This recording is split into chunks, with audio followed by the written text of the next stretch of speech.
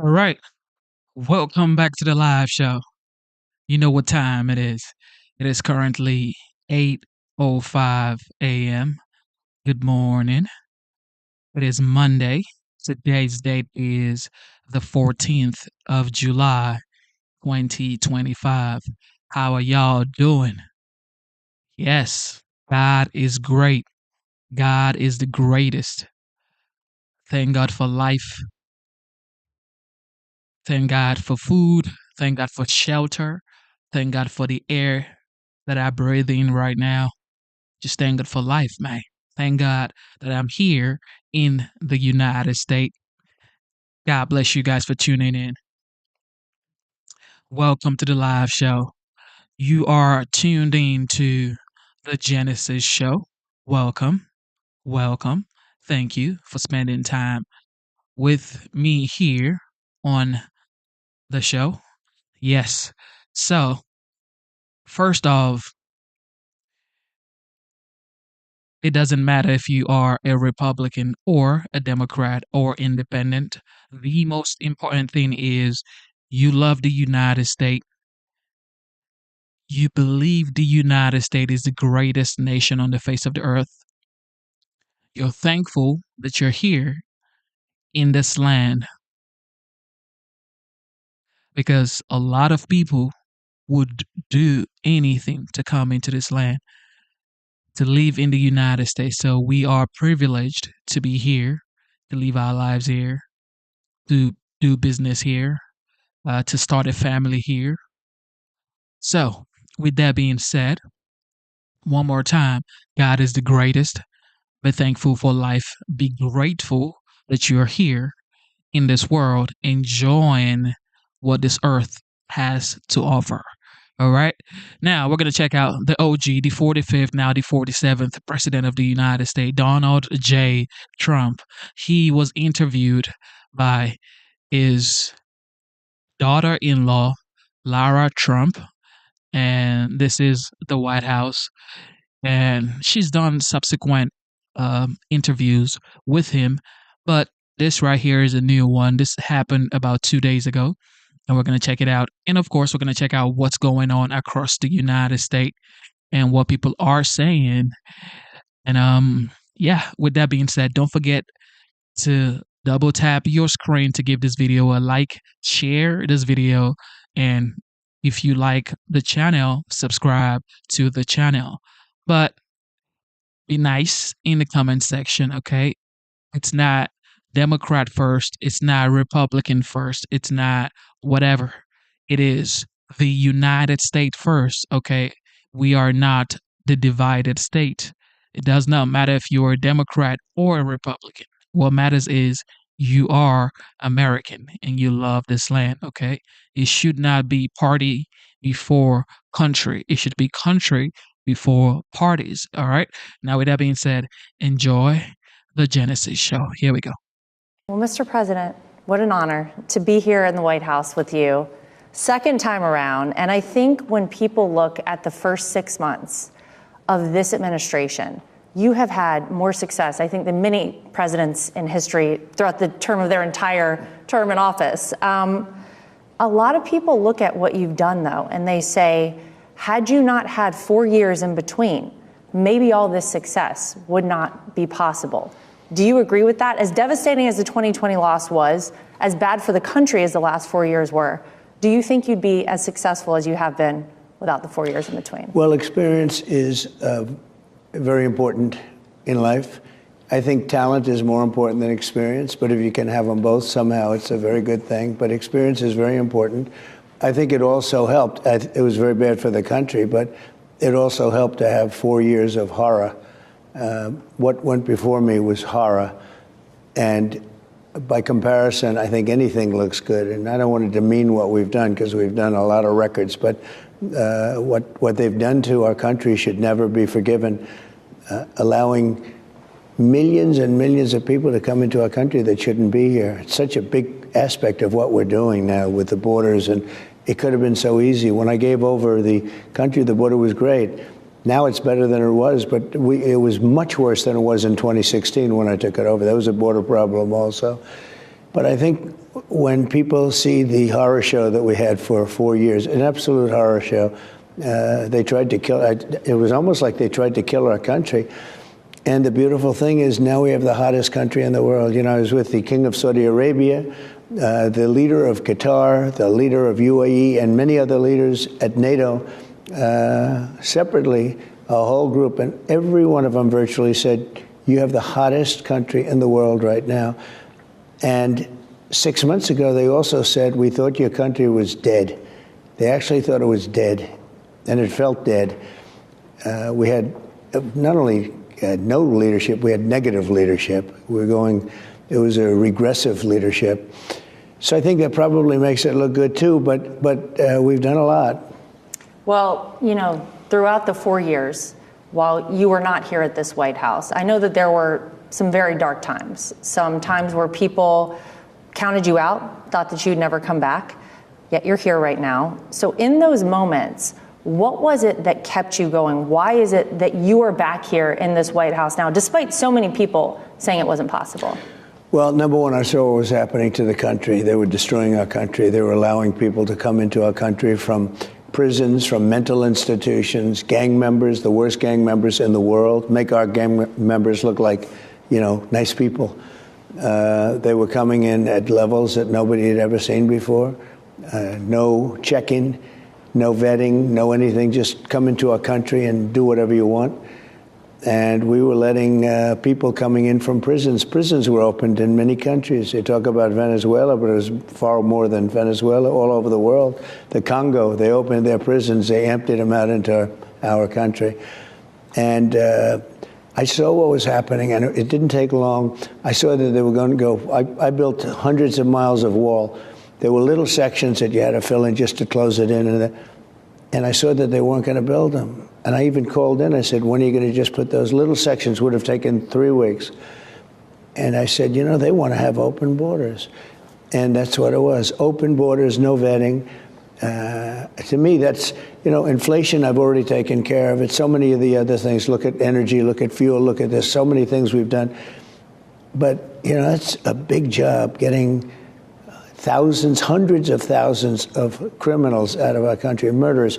11,888 murderers. Many of those people have killed more than one person. Think of it. Murderers kill more than one person, more than half of them. And he let them into our country. It's not even, you know, we love this country. It's not even believable. And I guess it wasn't him so much as people surrounding the beautiful Resolute desk. And I know them all, and they're not good. They're smart, but they're not good. They're smart in a different way, but evil intention. And he was the worst president in the history of our country because of them also, but he was the worst president in the history of our country, and nobody's done such damage to our country, and we're fixing it, and I think we're fixing it very fast. Well, we are at the anniversary of your Butler rally, where Eric and I, along with Luke and Carolina, watched on live television as so many people across the country and really the world did when there was the assassination attempt on you. And as we come to this moment, I'm thinking back to what happened right after that. You actually called all of us on the phone. And it was amazing to me that that was what you thought to do, that you wanted us to know that you were okay. And I know that's a moment none of us will ever forget, and I'm sure for you, tenfold. Well, it was unforgettable. I didn't know exactly what was going on. I got whacked. There's no question about that. And fortunately, got down quickly. People were screaming, and I got down quickly, fortunately, because I think they shot 8 bullets. Then one got me, and one got another one, and one got another one, and one killed Corey, the firefighter, great guy. And, we had a tremendous, massive crowd. Tens of thousands of people were there. And our sniper, within less than 5 seconds, was able to get him from a long distance with one shot. If he didn't do that, you would have had an even worse situation. It was really bad. but he really did his name is David, and he did a fantastic job. It went about his business just about 4 seconds, and that's when it all stopped, and he got him perfectly from a very long distance. So we got a little bit lucky in that regard. There was so much conversation after that, though. You had members of Congress visiting the site there, people really on top of wanting to get answers to that. But I think we still are wondering. Yeah. Do you know, are we going to get answers? Will the American people get answers as to what ultimately happened there that day? So they briefed me numerous times, the FBI, the Secret Service, sort of everybody. DOJ, Pamela's doing I think she's doing a fantastic job. But they briefed me, and I'm satisfied with it. They should have had somebody in the building. That was a mistake. They should have had communications with the local police. They weren't tied in. And they should have been tied in. So there were mistakes made. And that shouldn't have happened. And that building was a prime building in terms of what they were trying to do. So, but I was satisfied in terms of the bigger plot, the larger plot. I was satisfied. And, I have great confidence in these people. I know the people, and they're very talented, very capable. They had a bad day, and I think they'll admit that. They had a rough day. They didn't do a good job. They shouldn't have had anybody in that building. That building was a prime location for somebody that was disturbed, mentally disturbed. And we had, a couple of other events. This is a very dangerous job, being president. I say a race car driver, 1% of 1%, think of that, die. It's not a lot. A bull rider, I think that's pretty dangerous. It's like 1/10 of 1% die. And with the president, it's like 5%. Why didn't you tell me this? I could have maybe made a different decision. But I wouldn't have made a different decision because we're doing so well. The country's back. And it's, as I said, everyone's saying we've got the hottest country in the world. And we've done it when the king of Saudi Arabia told me that was 4 months, 4.5 months. And now it's almost 6 months. And when you think I would have said it would have taken longer than that, but we have been very active. Even doing this interview, I feel guilty because I'm supposed to right now be working. We appreciate it, though. It's, no, we're really busy, and doing a great job. We have other countries wanting to do business with us so badly. They never appreciated it, now they do. They took advantage of our country on trade, on the military, on NATO. You saw I solved the NATO problem last week, and we had every country is now paying substantially more money, like from 2% to 5%, and they weren't paying the 2, but they're paying the 5, and it's over $1 trillion a year. Think of that, over $1 trillion a year, and it's going to make it something. And we got that done, and we have a big voice in NATO now. We had really not much of a voice. With Biden, you had no voice at all. He didn't know where he was. And so we're doing well. The trade thing is going to be very big, and we're sending out letters as we speak. They literally just started going out, and I signed the letters. And it's basically telling countries that we are going to give you the privilege to shop and work in our country. And I think people are going to respect it. You'll read the letter later, but it's a very similar letter, just different amounts, different numbers, different amounts of tariffs. And I think it's very good. And in some cases, we'll make deals. We'll make a direct deal as opposed to a letter. And we've already made some of them with various countries. But it's a tremendous amount of money to this country. We were taken advantage of on trade, and we were taken advantage of on military. We'd protect a country. We got nothing for protecting. We'd spend billions of dollars to protect countries. I don't want to go into the countries, but pretty obvious which ones. And they're friendly, or some of them aren't that friendly. I mean, some of them, we're protecting countries that don't even like us. The whole thing is crazy, but if they don't like us, we'll let them know very quickly. But it's really incredible. The potential of this country is incredible. It's been run very foolishly. It's been run stupidly, so stupidly. And some of the countries are very upset now because they've been taking advantage of us for 30, 40 years. And I had it stopped. I was stopping in the process, and then we had the COVID in the last part of my administration. But we had the strongest economy in the history of our country. And this is going to be better, I predict. This is going to be better. The money coming in, the tariffs coming in, hundreds of billions of dollars are coming in. They're pouring in. And I had started that. China paid us a lot of money. No other president got anything from China, not 10 cents. And I got hundreds of billions of dollars. And who would have thought, right? Who would have thought? But we took in a lot of money, but the COVID ended it a little bit sooner. And we did a good job with that, but we helped other countries. We made the ventilators. We became the king of ventilators, right? But we did a good job with it. But it was what it was, a vicious, very hard to guard against disease, plague, whatever you want to call it. And I think we saved a lot of lives. Well, you talk about all the money coming into the country, how big, the tariffs will be and leveling the playing field. You asked to have the one big, beautiful bill on your desk to sign on July 4th. You got it on America's birthday. And I think it was such a huge success for you, for House Republicans, for the House Senate, for the Senate. The question I think a lot of people have is when will they actually start to see the positive impact from the one big, beautiful bill in their lives? The tax cuts, all of the big things that we could see from that. They're already seeing them, and we are getting investment because of that bill.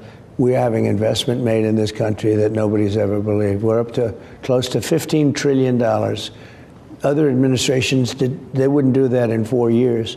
$15 trillion, and we did it in, that was a number from a couple of months ago, and now it's substantially higher than that. We're having car companies come in and build their plants here, which they wouldn't have even thought about. They would have never done it.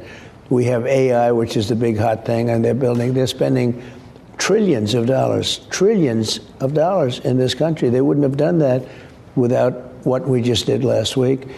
And, I tell Republicans, you have to speak positively about it. Like when I have a chance with you and your show is doing so well, your ratings are so good. What's going on? Better after this. Well, you'll get good ratings, but your ratings were good without this. You're doing fantastically well. And I watch you, I watch Mark Levin. You have some good people, and it's not easy to watch. Very, very much television, must-see television, but congratulations. It's really a great success. So I say to people, Republicans or anybody, explain the bill because it's so big and so good. Because the Democrats, they only do one thing good, and that's complain. And they say it's going to cause death and this and that. They don't mean it's a soundbite. Somebody gave them a soundbite. It's going to cause death. Not going to cause death. It's going to keep people alive, and it's going to make our country successful and really successful. So I always say you have to explain because they have soundbites like Russia was a soundbite. They made up the 51 intelligence agents. They made up it came from Russia. No, it came from Hunter Biden's bathroom or bedroom or wherever the hell he wrote it and did that terrible stuff. But they had, they make up a soundbite and they send it to the fake news and they send it all over the place.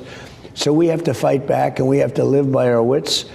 And it's unbelievable. It's the most incredible bill, one of the most incredible bills ever passed, and it's the biggest. It's the biggest bill of its kind ever passed, and we have to talk about it. When you think about no tax on tips, no tax on Social Security, no tax on overtime, a big tax cut in addition to that, plus we're saving the tax cut that we made years ago, which is big. It expired in another couple of months. It would have expired. They would have had a 68% tax increase, and now they have a tax cut. And you have to explain that to people because, the public, they're driving a cab, they're working as a lawyer, accountant, or a teacher, or doing any one of a million different things. They're not into it like we are. You have to explain it. So every chance you get, because what they do is they set a phony, they're fake. The Democrats are fake. They're part of the fake news. And the fake news will take it and they'll go with it. Because I have learned so much about the news, about how crooked these newspapers are, like the New York Times is pure crooked, the Washington Post, so many of them. It's so, I so admire honest reporting. There's not that much of it, though. We really don't have that much. And I think to make America great again, you need at least, we have to get a bigger percentage than we have. And nobody understands why. Why would somebody make up stories to make Biden look good when the man was grossly incompetent? What good does it do? I mean, other than lose credibility, you know, they're down at the lowest number for credibility that they've ever had. They're way below Congress, which is very interesting. And I think Congress came a long way recently because we have people like Mike Johnson. He's been incredible. John Thune's been incredible. All of the people under them in, you know, the Senate and the House. I've gotten to know them really well, and maybe better than ever because of this. This was almost an impossible thing to get approved because, remember, you didn't have one Democrat vote, even though these are the biggest tax cuts in history, even though all of the things, it's going to bring jobs, it's going to bring everything. We didn't have one Democrat vote because they said don't vote. And the one thing they do well is they stay together. You're reading stories now that a lot of them wanted to vote for it, but they couldn't. They couldn't do it. I read one this morning about a certain Democrat from a certain location in New York who wanted to vote so badly for it. He said, this is going to kill our career if we don't vote. And he really didn't vote because they really do control that. It's pretty incredible. And they stick together. I admire that, the stick-to-itiveness, but at the same time, I would say there's got to be something where when you're doing something good for the country. So we had to get all, because we have the majority by just a little bit, we had to get every single vote. And I guess it was 218 to 2. Think of that, 218 to 2. And that was incredible. That was the House vote. And the Senate vote was, you know, relatively similar. But there was we didn't get one Democrat vote in the Senate. We didn't get one Democrat vote in the House. And I guess we had 3 votes. You had Rand Paul, right? Terrible. It's so sad. When I watch him and it's so sad because there's never any suggestion about what to do, you know, like, can we do this? Can we just, they want to go, no. You have a guy named Massey in the House, and we call him Rand Paul Jr. He's just a no vote, automatic no vote. It's not like, gee whiz, you know, fight for something. There's no fight. It was just no vote. I think they think it's good publicity for them. You know, I think they think that. But it was very sad. Susan Collins, as you know, in the Senate voted no. And it's shocking. And so good for their areas. But you got it done. We got it done. No, but when you think that out of all those votes, like in the Senate, we couldn't have more than 3, and we got it done. And in the House, we couldn't have more than 3. The House was 218 to 2. It's pretty amazing when you think of it. You just don't do that. It's almost impossible, and we got it done. And the reason we got it done because it's so good. And remember this, the Democrats wanted to vote for it, most of them, many of them, because it's all good stuff. I mean, it's all lower taxes and incentives and this, that, so many good things. Great on energy, stopping the EV mandate, which, you know, hurts Elon, and, you know, it's too bad. But I told him long before he endorsed me, I said, you'll never be with me because I'm going to stop the mandate, because the mandate said everybody has to have an electric car within a few years. And I said, that's not going to happen because not everybody wants an electric car.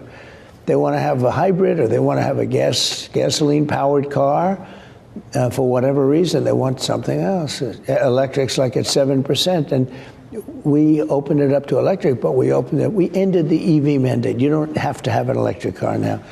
But I said, you know, Elon's never going to love this. And I told him before he endorsed me, he gave me this beautiful endorsement. I said, you know, I'm against everybody having an electric car. He said, you know what, as long as I'm on the same footing as everybody else. I thought it was a great statement, but it turned out not to be so because he was very upset about it. Well, you seem to have a knack for putting people around you who are successful and make you even more successful. I think this has been sort of a trait of yours your entire life. If you go back to the Trump Organization, you gave people opportunities that maybe they would never have taken themselves. And I feel like you've often seen things in people that they don't even see in themselves as well. Especially women. You did it for me. Well, I would say that for me as well. But a lot of women. Your cabinet is comprised of so many incredible people, and people that even a year ago, so many would never have imagined, like RFK Jr., who a year ago was running for president as a Democrat. Why do you think you have this ability? And I feel like it has really been to your benefit. Look at this incredible cabinet you've put together. They're all people who are working to make America great again. They've been incredible, actually. The cabinet's been incredible. And I had a lot of good people in my first term. But again, I came here. I had never done it before, and I'm picking people that I never heard of.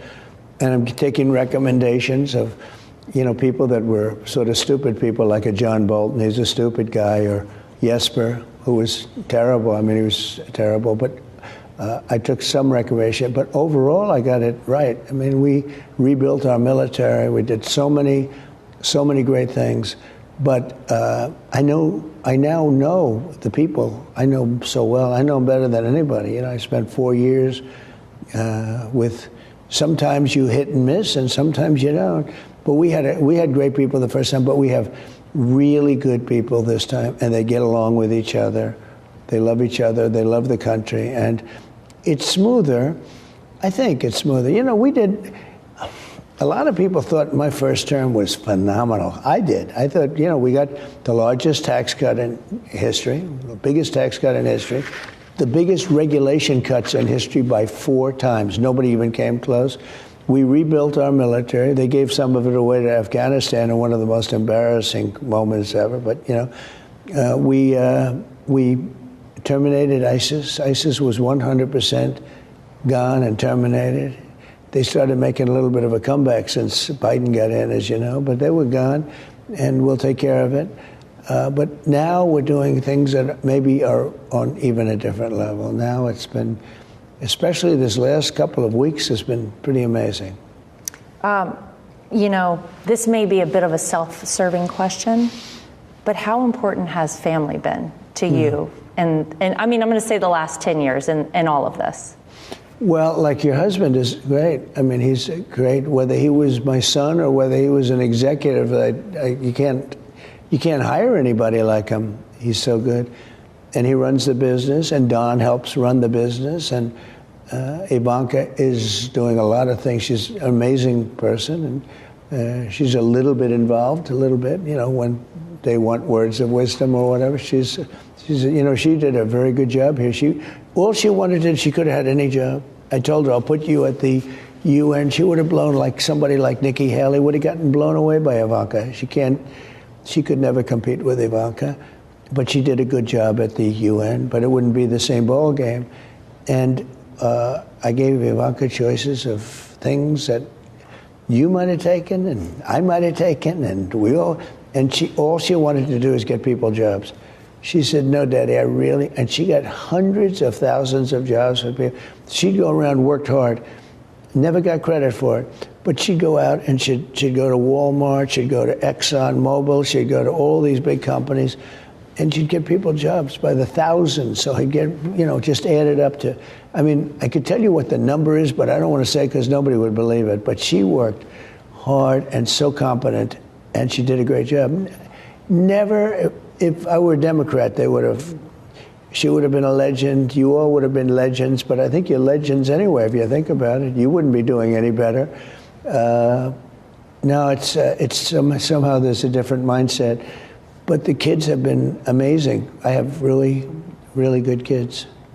Well, some people have called you the bodyguard of Western civilization. Yeah.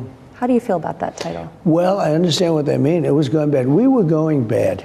This country was going bad. And I don't know that we would have had, when the King of Saudi Arabia talked to me about how we have the hottest, he said, your country was dead.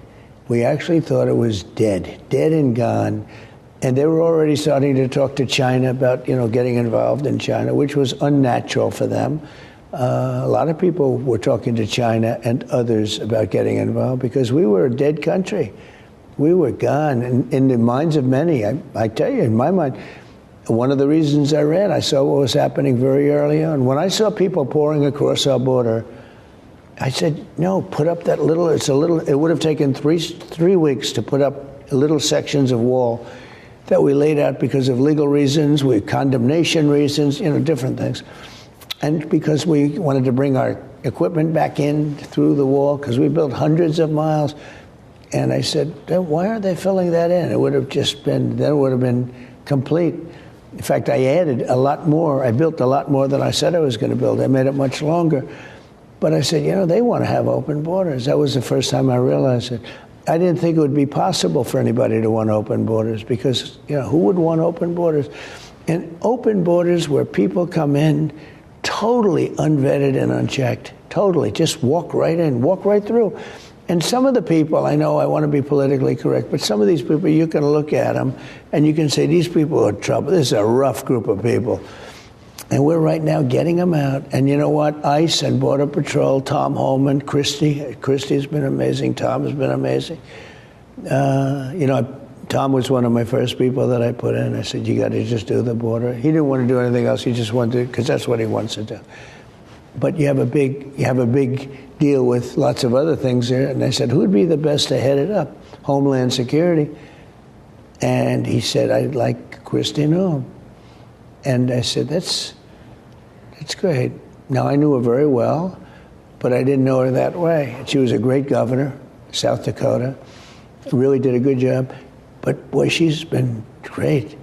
And every one of I can't think of one who hasn't been at least very good. They've all been terrific, and it's been really good. But I think we get a lot of credit on the border because last month we had 0 people come into our country. We had people come in, but they had to come in legally. They come in through a process. We want people to come in. We need people because we have a booming business climate now. And the farmers need people, and hotels need people, et cetera. But coming in illegally, we had 0. Now, even I'm not sure that I can believe that number. You're talking about hundreds of thousands, millions of people came in through Biden, and they say 0. But and the people that do the list tend to be a very liberal group, I will tell you, that have been there a long time. And I said, I'll accept it. But it was close to that number. I'll tell you what, they said 0. And I'm going to take it, but it's hard to believe that it's 0. You're talking about hundreds of miles of border. We've done a great job. And the problem with doing a great job that fast is people forget, Last time I did a great job, we had a border problem, nothing like it was this time. But we had a border problem, and I solved it in about 4 weeks.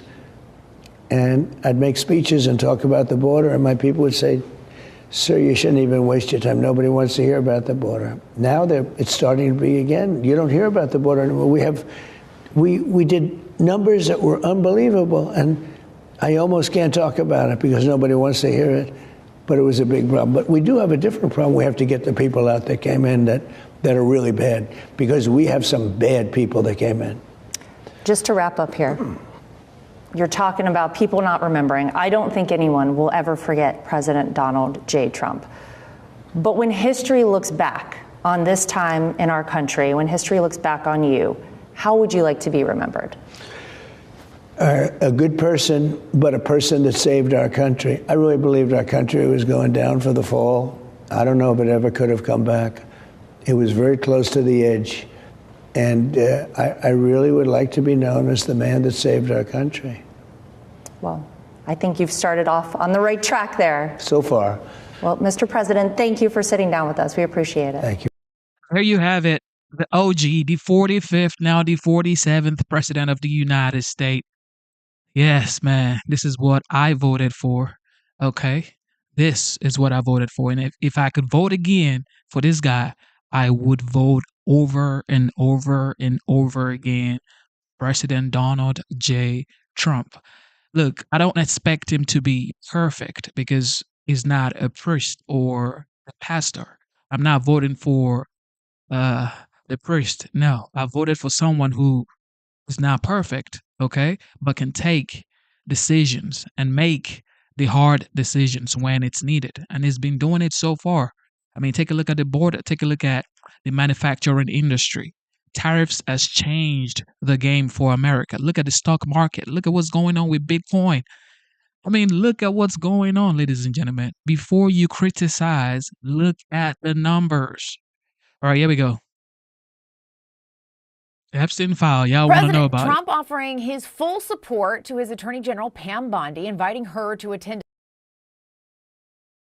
a soccer match in New Jersey today. All of this amid a MAGA world revolt over Bondi's handling of the so-called Jeffrey Epstein files. A Justice Department memo concluding there is no evidence of a client list for the disgraced financier and convicted sex offender. CNN Chief Data Analyst Harry Enton is here to run the numbers. Harry, good to see you. Nice to see you. I am wondering, how much interest is there in the so-called Epstein files? Well, if my buddy Vin from Jersey is any sign, there's a lot of interest. He won't shut up about it, but he's not the only one who won't keep quiet about it. What are we talking about here? Why don't we take a look at Google searches for Jeffrey Epstein? Take a look at this. Today versus a week ago.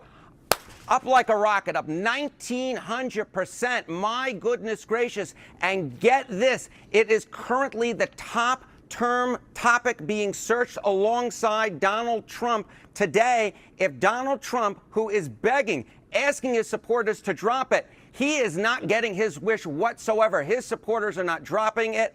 Interest in this story is at basically an all-time high. And of course, this is such an interesting story because it is one that unites different parts of the far right. It's one of the few stories that actually brings together folks like Steve Bannon and Elon Musk. They all are wondering what the heck is going on here. And at this particular point, Donald Trump has not figured out a way to solve this problem and quell the problem on the right side of his base. So put this interest into perspective when you compare it to other news stories this week. Yeah, okay. So we're talking about right now Google searches for Epstein. What about some other big stories this week? You know, take a look here. Again, we're looking at Google searches today. Get this. Searches for Epstein have been, get this, 4 times higher than they are for Grok. Of course, Grok, the whole thing, that, of course, is part of X, went off on its own, the AI, and started throwing out anti-Semitic stuff, talking about Hitler and all that jazz. But interest far higher for this particular topic than there is, in fact, for Grok. Much higher for, of course, Epstein. And then for tariffs, which, of course, have very much been in the news. Get this. Searches for Epstein today have been 7.6 times higher. So interest for the Jeffrey Epstein story through the roof, Jessica. And what's the feeling around if Trump will actually release any of these, any more information, any more files this year? Yeah, so, you know, we can go with the conventional wisdom. We can look at the betting markets, and I think this is part of what's going on, is that a lot of folks are saying, you know what, he's not going to release any more files. The Trump administration's not going to release any more files. Get this, Trump releasing more Epstein files in 2025, according to the betting markets. You go 2 months ago, it was 40%. You go a month ago, it was 39%. Now it is just 21%. So the MAGA base is hoping that there'll be more files to be released. But at this particular point, neither they nor the betting markets, in fact, believe there'll be any more files to be released. And that, of course, is a problem for Donald Trump based upon what we've seen from the MAGA base over the last 24, 48, and 72 hours. Yeah. All right. So you talk about betting. I want to ask you about some questions around how the Republicans' legislation that was just signed into a law by the president might impact the gambling and sports gambling industry. How big has that become here in the United States?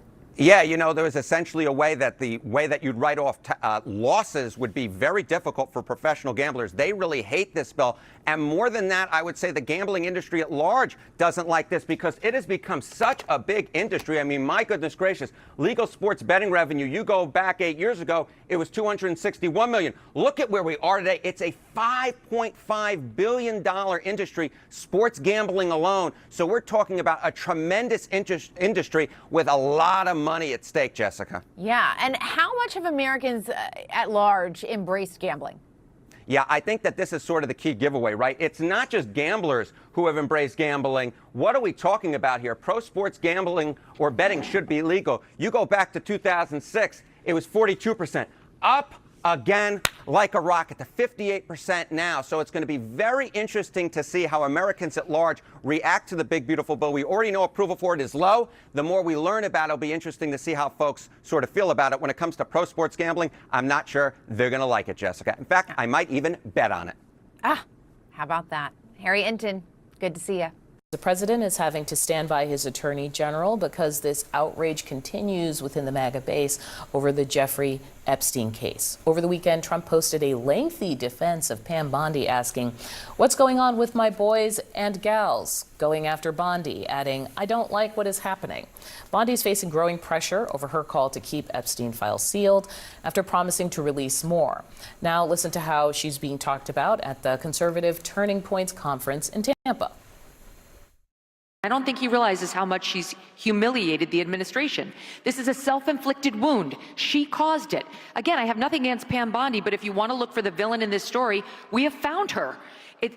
She is the person who's she's either lying now or she was lying then.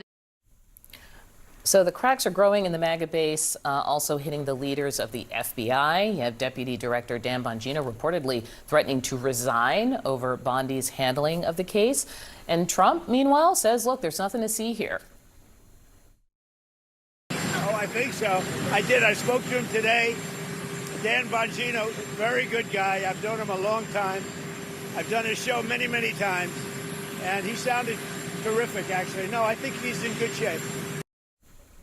Group chat is back. Over the weekend, I was watching the kind of meltdown on X, which is very much the heart of the Epstein conspiracy amplification machine. I just made that up. But it's where you're going to see the people talking about it who care about it. What did you think, though, of seeing such a direct explanation? It is her fault. Yeah, so Donald Trump might not be taking sides, but the MAGA universe is totally taking Dan Bongino's side here. You see a lot of heat coming up against Pam Bondi, and one of the reasons is because she gave an interview where she said, I have the files on my desk, I've looked through them, I've seen them with my own eyes, we're going to make this a priority. So when you say that, you are implying that there is something there and you're going to release it. And then they actually did end up releasing some stuff to They did. And she always said, I'm going redacted. to review it, Yes. right? And I think that I'm parsing her language here, but it just feels like she's really taking the heat here. Kash Patel, Dan Bongino are kind of not as much. Well, okay, just on the review it language, like the way she made it sound in that statement was that I'm going to get to the accountability here. Even if she didn't explicitly say, okay, there's something in these documents that you needed to see, she sort of implied it. And so I think that's why you have the whole MAGA universe coming after her for this. It is interesting that Bongino, though, seems to not be taking as much heat when, yes, they've been pointing to those comments by Pam Bondi, but in many ways, Pam Bondi is trying to contain a political sort of firestorm that Bongino also ignited through his podcast, talking about the Epstein files as well during the campaign as well. And now you have him in actually a law enforcement position in government, now seeing the result of fanning the flames of a conspiracy. Now you have the backlash that comes with trying to assert reality to this base. Let me just play really quickly. Our Donnie O'Sullivan was in Tampa and he started asking around, and here's what people told him. I don't think people are going to be quiet about it until they really do it. But who knows if we'll ever know the true story. Well, I think that if they don't release the Epstein files, whatever J.D. Vance says then is irrelevant because it's like everybody's going to take it as a lie because of what Donald Trump did. And you also had General Mike Flynn tweeting out, please understand the Epstein affair is not going away. Look, if your entire movement is based on telling people that the government is lying to them about just about everything, you're never going to be able to convince them that suddenly the government is telling the truth. And we've kind of gone behind the curtain here where, if you now run things, it becomes difficult to say, you know what, believe us, oops. Is this a test for the president? Meaning, most of the time he can say, like with the Iran strikes, no, okay, this is what I say it is. Is that going to happen here? No, the groundswell is too big. People really want accountability here. And the reason being this idea that there's a deep state, right? That there's government coordinating with billionaires to cover things up. That has been a huge part of the MAGA base's messaging and beliefs for so many years predating this term. I don't think Donald Trump is just going to be able to sweep this under the rug. I do think eventually it'll pass and we'll move on to some other conspiracy. But in the meantime, this is what's hot in MAGAverse right now, and it's very bad for Pam Bondi. Is there other red meat that they can be thrown? Meaning, do you think there's going to be another controversy that will appear this week? Well, I think it will be interesting to see, does it ever, metastasize past her and move to Trump, because he gets very angry when the word Epstein is spoken now. Does it move? And you heard that person even saying, well, even if J.D. Vance says X and Y, just kind of sending that signal that, there's no emissary you can send here that's going. Here we go. It's not going away, ladies and gentlemen. It's not going away. Oh, man. All right, Tom Homan. Here we go. President Trump's border czar, Tom Homan. Thank you so much for joining me this morning, sir. I do want to start with that ruling. The judge ordered the administration to stop making indiscriminate immigration arrests in the Los Angeles area and denying detainees right to legal counsel. She wrote that, quote, roving patrols without reasonable suspicion violate the Fourth Amendment to the Constitution, and denying access to lawyers violates the Fifth Amendment to the Constitution. Will the administration comply with this order? Look, we're going to litigate that order because I think the order's wrong. I mean, she's assuming that the officers don't have reasonable suspicion.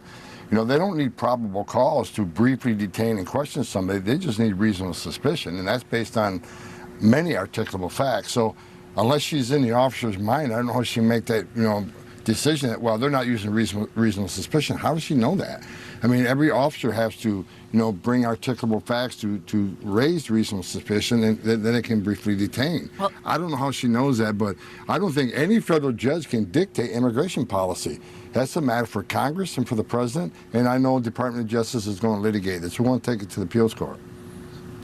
Let's talk about that reasonable suspicion and what it actually means on the ground when it comes to ICE detaining people. You said in an interview this week that reasonable suspicion can be based on, quote, the location, their occupation, their physical appearance, their actions. What about an individual's physical appearance would give immigration agents, quote, reasonable suspicion that they might be in the U.S. illegally? Well, first of all, let me be clear. Physical description can't be the sole factor to give you reasonable suspicion. As I said in an interview, it's articulable facts with an S. So appearance can be just one. For instance, if someone has an MS-13 tattoo on their face, that may be one factor to add to other factors to raise reasonable suspicion. I want to be clear about that again because my words are taken out of context. Physical description cannot be the sole reason to detain and question somebody. That can't be the sole reason to raise reasonable suspicion. It's a myriad of factors, and I can sit here for the next half hour and give you all the factors. Mm-hmm. So every officer, every situation is different. But I can tell you this, every ICE officer goes through Fourth Amendment training every 6 months and reminded what their authorities are for arrest, detention, and questioning. So the officers are very well trained. So I look forward to DOJ litigating this judge's decision because I think she's making a decision without knowing what that officer knows when they get out of that vehicle to question somebody. So what that judge, same judge in the case, said is that an individual's race or ethnicity, the language they speak or their accent, their presence at a particular location like a bus stop or a work site, or the type of work they do does not qualify as reasonable suspicions. Well, like I said, these are factors that lead to reasonable suspicion. There's a myriad of factors. Every case is different. I'm not going to disagree with everything the judge has said because, a location alone shouldn't have reasonable suspicion. It's a combination of articulable facts that an officer determines before he detains somebody for a short period of time and questions them. So again, every case is different articulable facts for different people in different places. Yep. So. I look forward to litigation. I think we will win this on appeal. Okay, so obviously you're appealing, but until that happens, the administration will comply with the judge's order? The administration is never going to go against the judge's order. We'll litigate it, we'll win it, okay. Then we'll get back to doing what we're doing. I just want to ask more broadly and a little bit of a different sort of question here. One thing I have heard over and over anecdotally is that people who are in the United States legally are scared about getting swept up in all of this because of the color of their skin, because they speak with an accent, because of the location where they might be going. And they're not going out. They don't want to be detained by mistake, have their kids or themselves traumatized. Are you comfortable with that? If they're in the country legally, they got no reason to be afraid. ICE is looking for those in the country legally, and we're still prioritizing public safety threats and national security threats. That's the priority. But like I said, we do have collateral arrests in many areas because we're out looking for those public safety threats. But we're going to enforce the immigration law too. I mean, it's not okay to be in this country legally. It's not okay to enter this country legally. It's a crime. But legal aliens and U.S. citizens should not be afraid that they're going to be swept up in a raid. We know who we're looking for, and that's what the agents are out there seeking. And they use a lot of information. Most of the operations we conduct are targeted enforcement operations. When we go out, we know exactly who we're looking for. Most likely we'll find them. Many times we have a criminal history and immigration history when we go out looking for that person. So if you're in a country legally, you shouldn't fear ICE. What you should fear is the criminal aliens walking the communities in sanctuary cities. Well, but you just said that there are, quote, collateral arrests, and that is sparking fear in communities where people are again, scared to go out. So I guess my question is, do you have compassion for those people who are seeing what's going on, hearing you speak, seeing what's happening in their neighborhoods, shouldn't have any concern, but do just because of the reality of what they're saying? Dana, the bottom line is if you want less collateral arrests, then let us in the jail. I mean, we want to arrest a bad guy in the safety and security of a county jail, but sanctuary cities release him into the community, which means we got to go to the community and find him. And when we find that bad person, many times, whether it's at a work site or in the community, they're with other people in the United States illegally. And we're going to let ICE enforce the law, uphold the oath they took. We're not going to be like the last administration who told ICE, instructed ICE, you can't arrest somebody for simply being here illegally. They got to be convicted of a serious offense. That's not what the law says. Yeah. We're enforcing the law. But look, immigration enforcement, I'm going to be clear, immigration enforcement has always been emotional. It's always been controversial. I've been doing this since 1984. I get it. Mm-hmm. And I understand why people want to come to the greatest nation on earth. I get it. But we can't send a message to the whole world that it's okay to enter this country legally. Don't worry about it. Even though it's a crime, come and enter legally. And when you get an order of removal from a judge, you don't have to leave. You can become a fugitive, and we'll never look for you. Mm-hmm. We got to send a message to the whole world. There are consequences for breaking laws, and I think that's why one of the reasons we have the most secure border in history of this nation today. It's just not because we got boots on the ground on the border, not because we end in catch or release. A lot of it's consequences. You're watching what's happening. We're enforcing the immigration law, and I think that consequence has a lot to do with having the most secure border in history of this nation. Let's turn to the raids this week on 2 cannabis farms in California. ICE says more than 200 undocumented immigrants were detained. The United Farmers Workers Union says multiple workers were critically injured. One, 57-year-old Jaime Alanis Garcia, died after falling 30 feet from a greenhouse roof while fleeing ICE agents. That's according to his family. What's your reaction to that? Somebody losing their life running from ICE?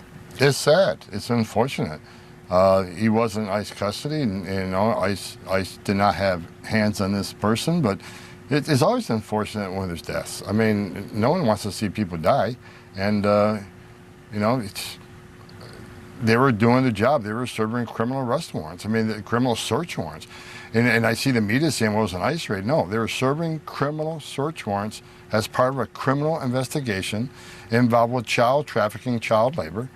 I think it was total 11 children that were found on that farm. And now they're being interviewed, forensics interviews, find out, are they victims of trafficking? If so, who is the subject of that trafficking? And let's hold some people accountable. So it's unfortunate when anybody dies. I do want to turn to what is going on in Florida, and that is what the administration, what you call Alligator Alcatraz, was visited by Democratic members of Congress yesterday. They were given limited access, and This, of course, is a new detention facility set up by Florida Governor Ron DeSantis. What these Congress people described was sweltering heat, bug infestations, meager meals. They say they heard detainees crying out for help. The wife of one man detained there said he's not been given access to a lawyer. He's been in detention for about 2 weeks. Is that acceptable to you, and is that what you're seeing when you go? I have not been there yet, and I doubt a lot of that's factual. I mean, bottom line is, from the day one, I've been doing this job since 1984. Detainees complain about the conditions of detention. And I've said this many times. You can simply go to ice.gov and look at the detention standards ICE has. They have the highest detention standards in the industry. But these same congressmen are complaining about alligator Alcatraz. You didn't see them complaining about, under the Biden administration, people being held in a Border Patrol parking lot surrounded by a fence in the sweltering heat. Not a word. You didn't hear a word about 500,000 children being trafficked in the country and them not being able to locate 300,000. President Trump, this administration, is finding thousands of those children. So, they have a lot of anger under President Trump on how we're doing business, and they ignored 4 years of open borders, historic migrant death, historic Americans dying from fentanyl, historic numbers of women and children being sex trafficked, historic number of people on terrorist watch lists coming across the border. Silence. Because they're complicit, because they didn't take the administration on and ask them to secure the border. You can't have strong national security in this country if we don't have border security. We got to know who's coming and what's coming and where it's coming from.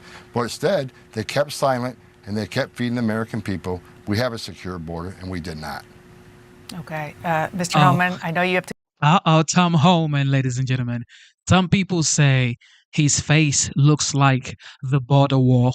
Is that true? Tom Homan, he is unstoppable. He said times without number, no matter what the state does, he's never going to stop. His mandate is to deport illegal criminal aliens, and that's what he's on doing. And he said that mandate was given to him by the President of the United States, and he's never going to stop. All right, here we go. Kristi Noem, DHS Secretary. Joining us now, Homeland Security Secretary Kristi Noem. Thank you for being here with us. Absolutely. It's just heartbreaking to hear these stories, and there has been a lot of back and forth about what the federal response was or wasn't. So I want to just come to you. Let's separate a little fact from fiction. There's this question about whether or not everything that passes through DHS that's a $100,000 contract or more has to be personally signed off on by you, because there are questions about whether that may have slowed things. Can you separate fact from fiction for us on that? You know, that policy absolutely did not slow anything down. In fact, as soon as this flooding started early in the morning, I was on the phone with the lieutenant governor, with the governor, with the emergency responders that were there on the ground, and said, what do you need? And then got on a plane and headed there as soon as I possibly could. So I was there within hours. The Coast Guard had been immediately deployed as soon as we finished our phone calls. We also deployed our border protection, Coast Guard, or our CBP and our patrol folks with their BORTAC teams that are specially equipped and trained for these types of situations. And then FEMA has had over 700 individuals there helping to serve the community. So within hours they were there. This memo and this criticism, I think, is all politics because I was there. And every time somebody asked for something, we said, absolutely, it'll be here as soon as possible and it'll be done. And that is what I think is so shameful, is that if you talk to the people on the ground, I've spent hours and hours there now, been there several days. Everybody there is so grateful. They recognize the response was immediate. It's unprecedented how the federal government came in and supported the state in this, and many lives were saved. Unfortunately, the tragedy of this is that so many were lost, and this community has got a long ways to heal, and we need to find these family members and bring them home. Yes, and that continues around the clock. So this issue, though, of the $100,000, is it accurate to say that that is a policy position now moving forward? Because Federal News Network went through and they said, based on the last 3 fiscal years' data, your office would have to approve more than 5,100 contract actions worth that amount in the federal fourth quarter alone. So is it feasible? Because I know there's a check on wanting to get rid of waste, fraud, and abuse, but is it feasible for you to even do that personally? Yeah, this is a policy that's wide throughout the Department of Homeland Security for accountability purposes. And every contract has been signed and evaluated immediately and signed off by me. I want that accountability in place because it's the taxpayer dollars, and we need to know that when those dollars are going out to help communities, it's actually getting there. You know, you all know FEMA's track record over the last several decades. There was so much waste, fraud, and abuse, and not help, especially for individuals like that went through North Carolina and Florida when they were hit with hurricanes, claims that haven't been paid for 20 years. What is different about Texas is that FEMA operated how President Trump wanted it to operate. He wanted me on the ground immediately making decisions, pre-deployed dollars. It's the fastest in history that FEMA has ever responded to a disaster. And I'm very proud of the fact that we didn't go there and manage it. We went there and allowed the local officials to manage it, to run it. The state did a fantastic job. We're there to support and give them what resources they need. Okay, I want to give you a chance to respond to Senator Chris Murphy, Democrat, who said this on X. He says the floods ripped through Texas on July 4th.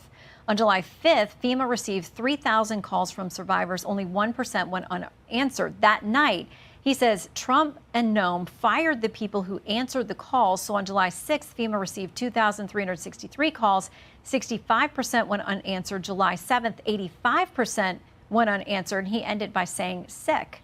Were people fired who could have been helping at the time? It's an absolute lie. And that's what I think is so disingenuous and horrible about the situation. Nobody was fired. No contracts were ended. Everybody was there answering calls and doing all they could to help the people of Texas. So the fact that Democrats are politicizing this while people are still looking for their babies, they're still looking for their family members, I think is absolutely despicable. And the American people just, I think, need to know the truth of what they're doing and how they're taking advantage of this situation to help themselves politically. It's a disservice not just to the people of Texas and these families that are going through grief right now, it's a disservice to our country.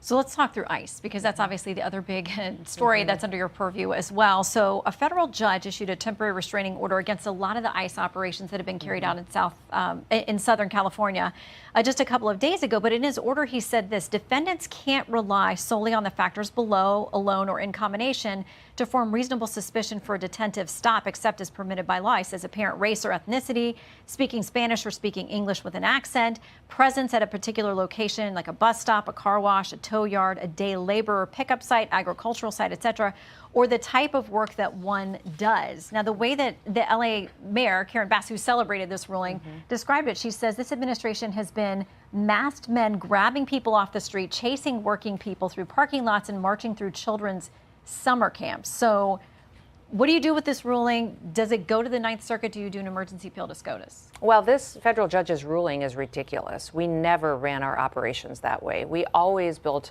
our operations, our investigations on casework, on knowing individuals that we needed to target because they were criminals, because they had conducted violent crimes against individuals in their communities or had overstayed their orders, had violated federal laws, and that is always how this is done. It's been done exactly how law enforcement has operated for many years in this country, and ICE is out there making sure we get the worst of the worst off the streets. So this judge made a decision that we will appeal, and we will win because he's wrong. We've never targeted individuals based on those qualifications that he laid out.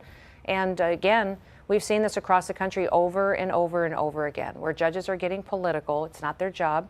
I hope they can bring some dignity back to the bench because we certainly are lacking it now for many of these federal judges. So to the point that you're going after the worst of the worst, you've got critics out there who are saying you are getting gardeners, you're getting hotel workers, you're going after people that have decades of roots within a particular community. And that I think it was Congressman Garcia who said 60% of the people who are being rounded up have no conviction or run in with the law at all. That's false. Absolutely false. In fact, 70% of the people that we have encountered, or the 300,000 people that we have gone out and detained, have convictions. They have charges against them, and many of them are violent or child pedophiles or sex traffickers or drug traffickers or assault, murder, rape. These are the individuals. Over 70% of them have been convicted or they have charges pending against them because of the investigative work that has been done by our law enforcement officers. So it's simply not true. And what I would encourage everybody is that if they're concerned about being in this country illegally, go home. Go home. I have traveled to 10 different countries and worked with their governments from these countries where they come from and said, when they come home, would you start programs for them to be welcomed back to their own country? We will buy their plane ticket. We will help them financially when they land. But many of these countries, Guatemala, Honduras, Panama, many of them are setting up programs so that when their people come home, they can get a loan for a house. They can get trained for a skill set to get a job. Their children can get scholarships. So now they have a very different situation in their home countries. And if they are concerned about being in the United States illegally, go home, self-deport, and then you get the opportunity to come back and do it the right way. I want to ask you quickly about something that broke in the Washington Post overnight. They said that there is now a memo from the acting ICE director that piggybacks off of something that you had in a memo as well, that people can be deported to third-party countries without assurance that there is not going to be abuse or trouble for them when they get there. Some of these cases in as little as 6 hours notice. Do you think that's going to withstand legal scrutiny as far as providing some type of due process for people to challenge that? Well, this is the same operation that we've had in the past, is that people can go to third countries. Many times, if other countries aren't receiving their own citizens, other countries have agreed that they would take them in and they would provide hospitality and they would provide housing for them and take care of them until their home country would receive them. And so that's what this memo is confirming. And that's all been negotiated with that country through the State Department, and something that we have been able to utilize. So that memo is incredibly important to make sure we get these worst of the worst out of our country. Remember, if their home country is not taking them, they're not taking them for a reason, because they're dangerous criminals, they're gang members, they're terrorists, and they don't want them back. And so that is why we're so set on getting them separated from the American people so our streets can be safer, and to make sure that they are brought to consequences and to bear until their country will receive them. All right, Madam Secretary, thank you for your time. Absolutely. Thank you, Shannon. There you have it. There you have it. Kristi Noem. She's definitely one of the best in the Trump administration, for sure. For sure. All right, here we go. Senator Padilla. Remember this guy? Now for an exclusive interview is Democratic Senator Alex Padilla of California. Thank you so much for being here. What Tom Homan did was say that the federal judge was just plain wrong. And what the judge ruled, just so our viewers know, on Friday is that the tactics that ICE is using are a likely violation of the Constitution, suggesting that immigration agents are detaining people, quote, based on race alone. Homan said that's just not true. What do you think? Well, wouldn't be the first time the Trump administration tries to just dismiss a court order. And so it's our job to ensure that we uphold the law, uphold the Constitution. Holman has said it very clearly in other interviews. They're not even asking for significant findings to detain people. They're going based on appearance, his words, not mine, based on occupation, his words, not mine, based on accents, physical appearance. Then what if I was outside a Home Depot, because I like to do some work around the house, not dressed in a suit? Would I be a target of ICE enforcement under Tom Homan? Probably. And it's just wrong. It's not just due process rights that have become the concern, but racial profiling. When federal agents involved in immigration enforcement are using racial profiling, they're not enforcing the law, they are breaking it. And I basically asked him about that. He said that he's being misunderstood, that it's factors with an S and not a factor like the way somebody looks or the way they talk. Yeah, but he laid out the factors that he's encouraging them to consider. Again, it is appearance, it's accent, it's occupation. Again, construction workers, farm workers, you name it, the evidence is out there. And here's another thing about evidence. He claims to be prioritizing those violent, dangerous criminals. We've been hearing this ad nauseum from the Trump administration, going back to the campaign trail. The numbers suggest otherwise. The vast majority of people that have been detained, and even those deported, have no serious criminal conviction history. If it was only going after dangerous criminals, there would be no debate, no discussion. I agree with that.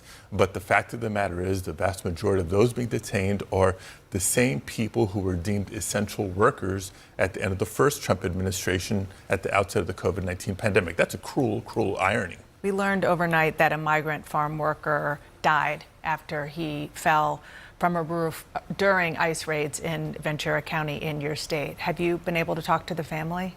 Haven't spoken with the family directly, but I have been in touch with President Teresa Romero of the United Farm Workers Union. I've known her for a long time. We've been in touch over the last several days. She's been with the family and other families of people that are literally terrorized and traumatized based on what ICE is doing.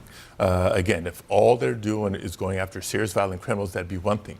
But because of these artificial quotas established by whether it's Donald Trump or Stephen Miller or somebody in the administration, it's causing ICE to get more aggressive, more cruel, more extreme.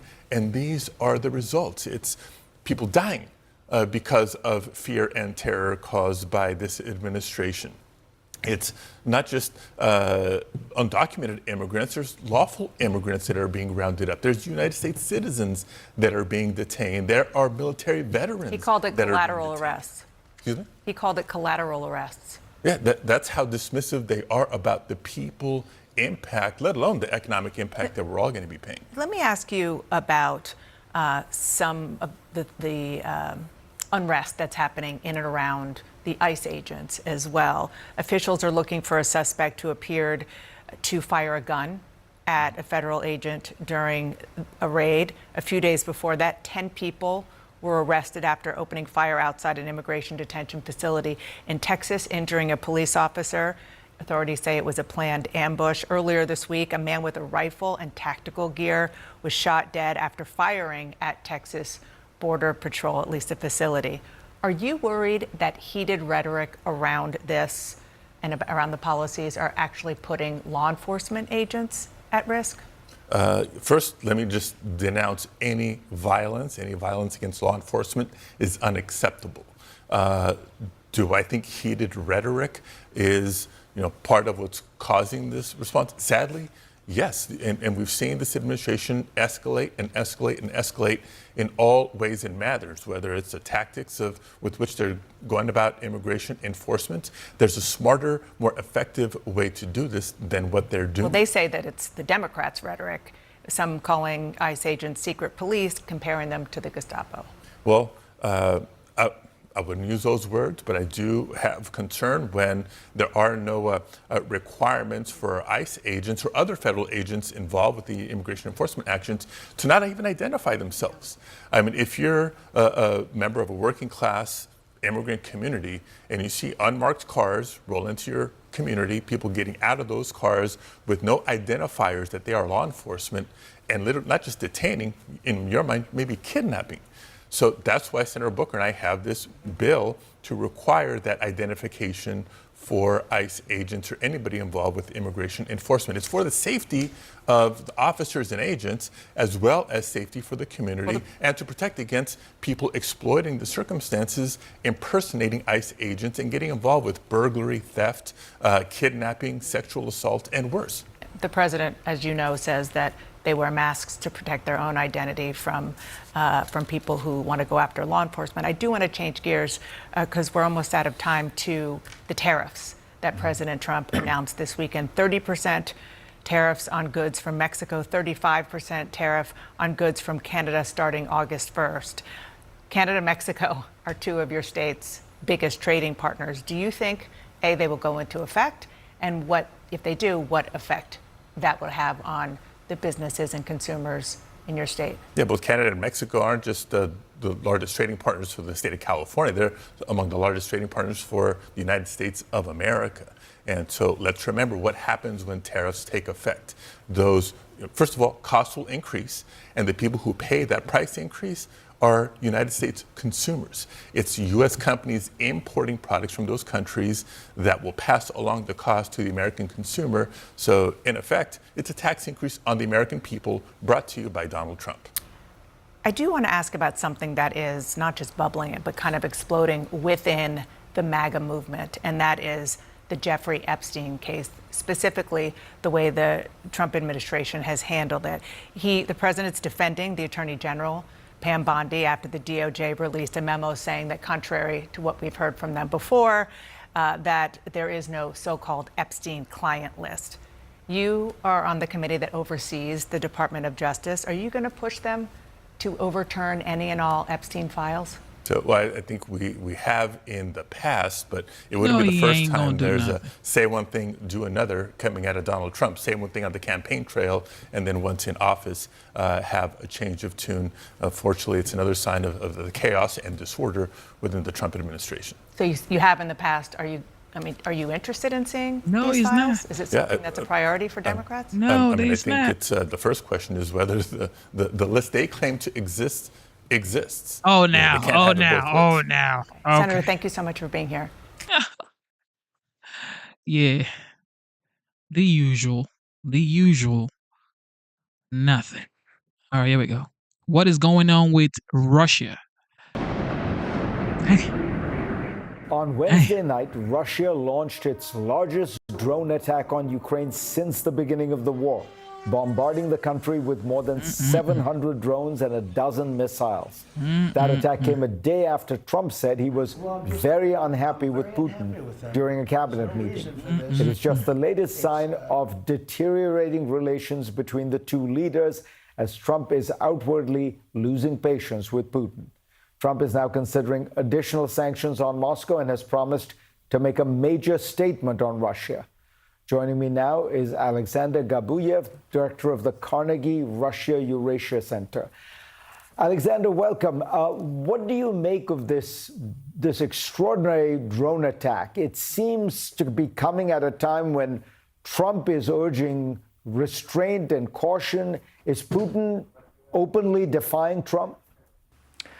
I think the impression in the Kremlin is that you need to stay on the good side of President Trump, massage his ego, praise him, and tell how great he is, how grateful you as Russia are for his attempts to end this conflict on terms acceptable to Russia, and also how much this war is Biden's fault. At the same time, so far, Russians have seen a lot of bark from the American side, but no bite. Mr. Trump has not demonstrated ability or will to push Russia into peace negotiations and arrive to terms of peace acceptable to both the United States and Ukraine. With that, Mr. Putin believes that he can have his way and he can push and pursue his war aims and arrive at peace on his conditions, which means subjugation of Ukraine, breaking the line that connects Ukraine's self-defense effort with the Western military intelligence machine and defense industrial complex, and leaving rump state of Ukraine on trajectory of potential failure and definitely at the Kremlin's mercy going forward. So his war goals, it seems to me, are to have a Ukraine that is a rump state, and because it is permanently under the threat of Russian invasion, is going to be a basket case, right? Nobody will invest in a country where they worry about a Russian invasion. That's his goal. I absolutely agree with you. That's his goal. And for that, cutting this lifeline that connects Ukrainian self-defense effort, its army, its intelligence machine, its defense production, to the West, where a lot of critical intelligence that helps Ukrainians to protect their skies and their cities and inflict a lot of damage on the Russian occupiers is coming from the US and from the West, where a lot of material that Ukraine needs, artillery shells, drones, air defense systems, come from the West, particularly from the United States. So that needs to be cut. And that's exactly the point that Trump and his team were not ready to concede to Vladimir Putin.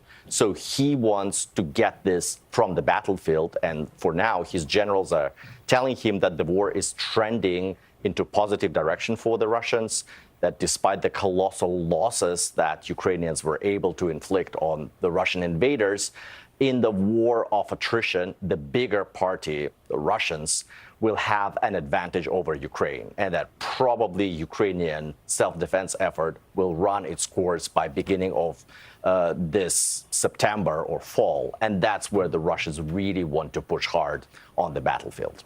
It feels to me like what Putin worries about is military pressure from the West, military arms to Ukraine, for him, a military defeat on the battlefield. He's not that worried about additional sanctions because the main sanction would be a sanction on Russian oil. And if anything were done on that front, oil would go to $150, $200 a barrel. The Western economies will go into recession.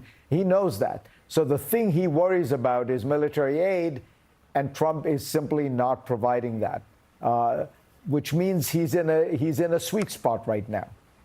I agree with you. I don't think that the Russians believe that the economic pressure toolkit is full of new shining objects that can really deliver a desirable effect on Russia.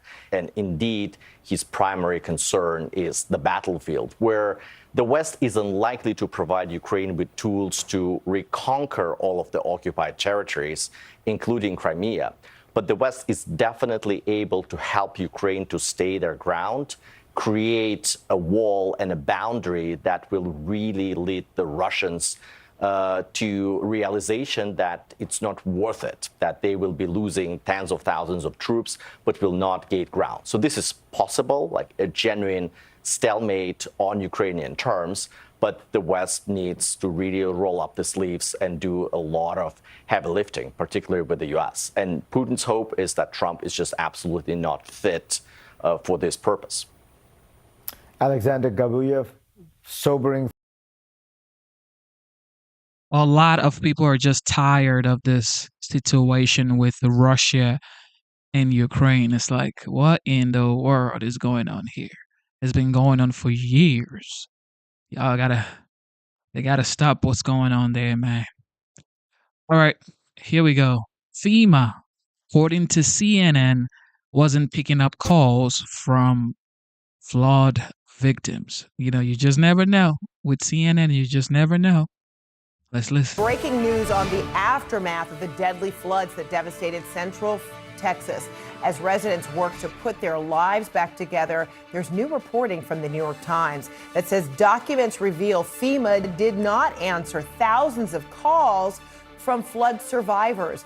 They report that the agency struggled to answer calls in a timely manner because it had fired hundreds of contractors at their call centers.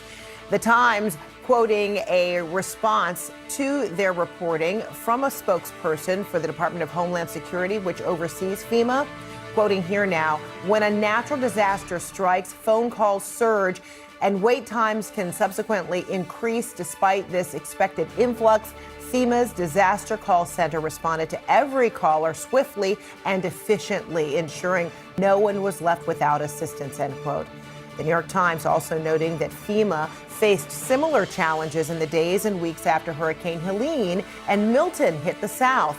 It says the data shows the agency did not answer nearly half the 500,000 plus incoming calls. The reporting comes as hundreds turned out last night in Kerrville, Texas, to honor the people killed and those still missing. Amazing grace.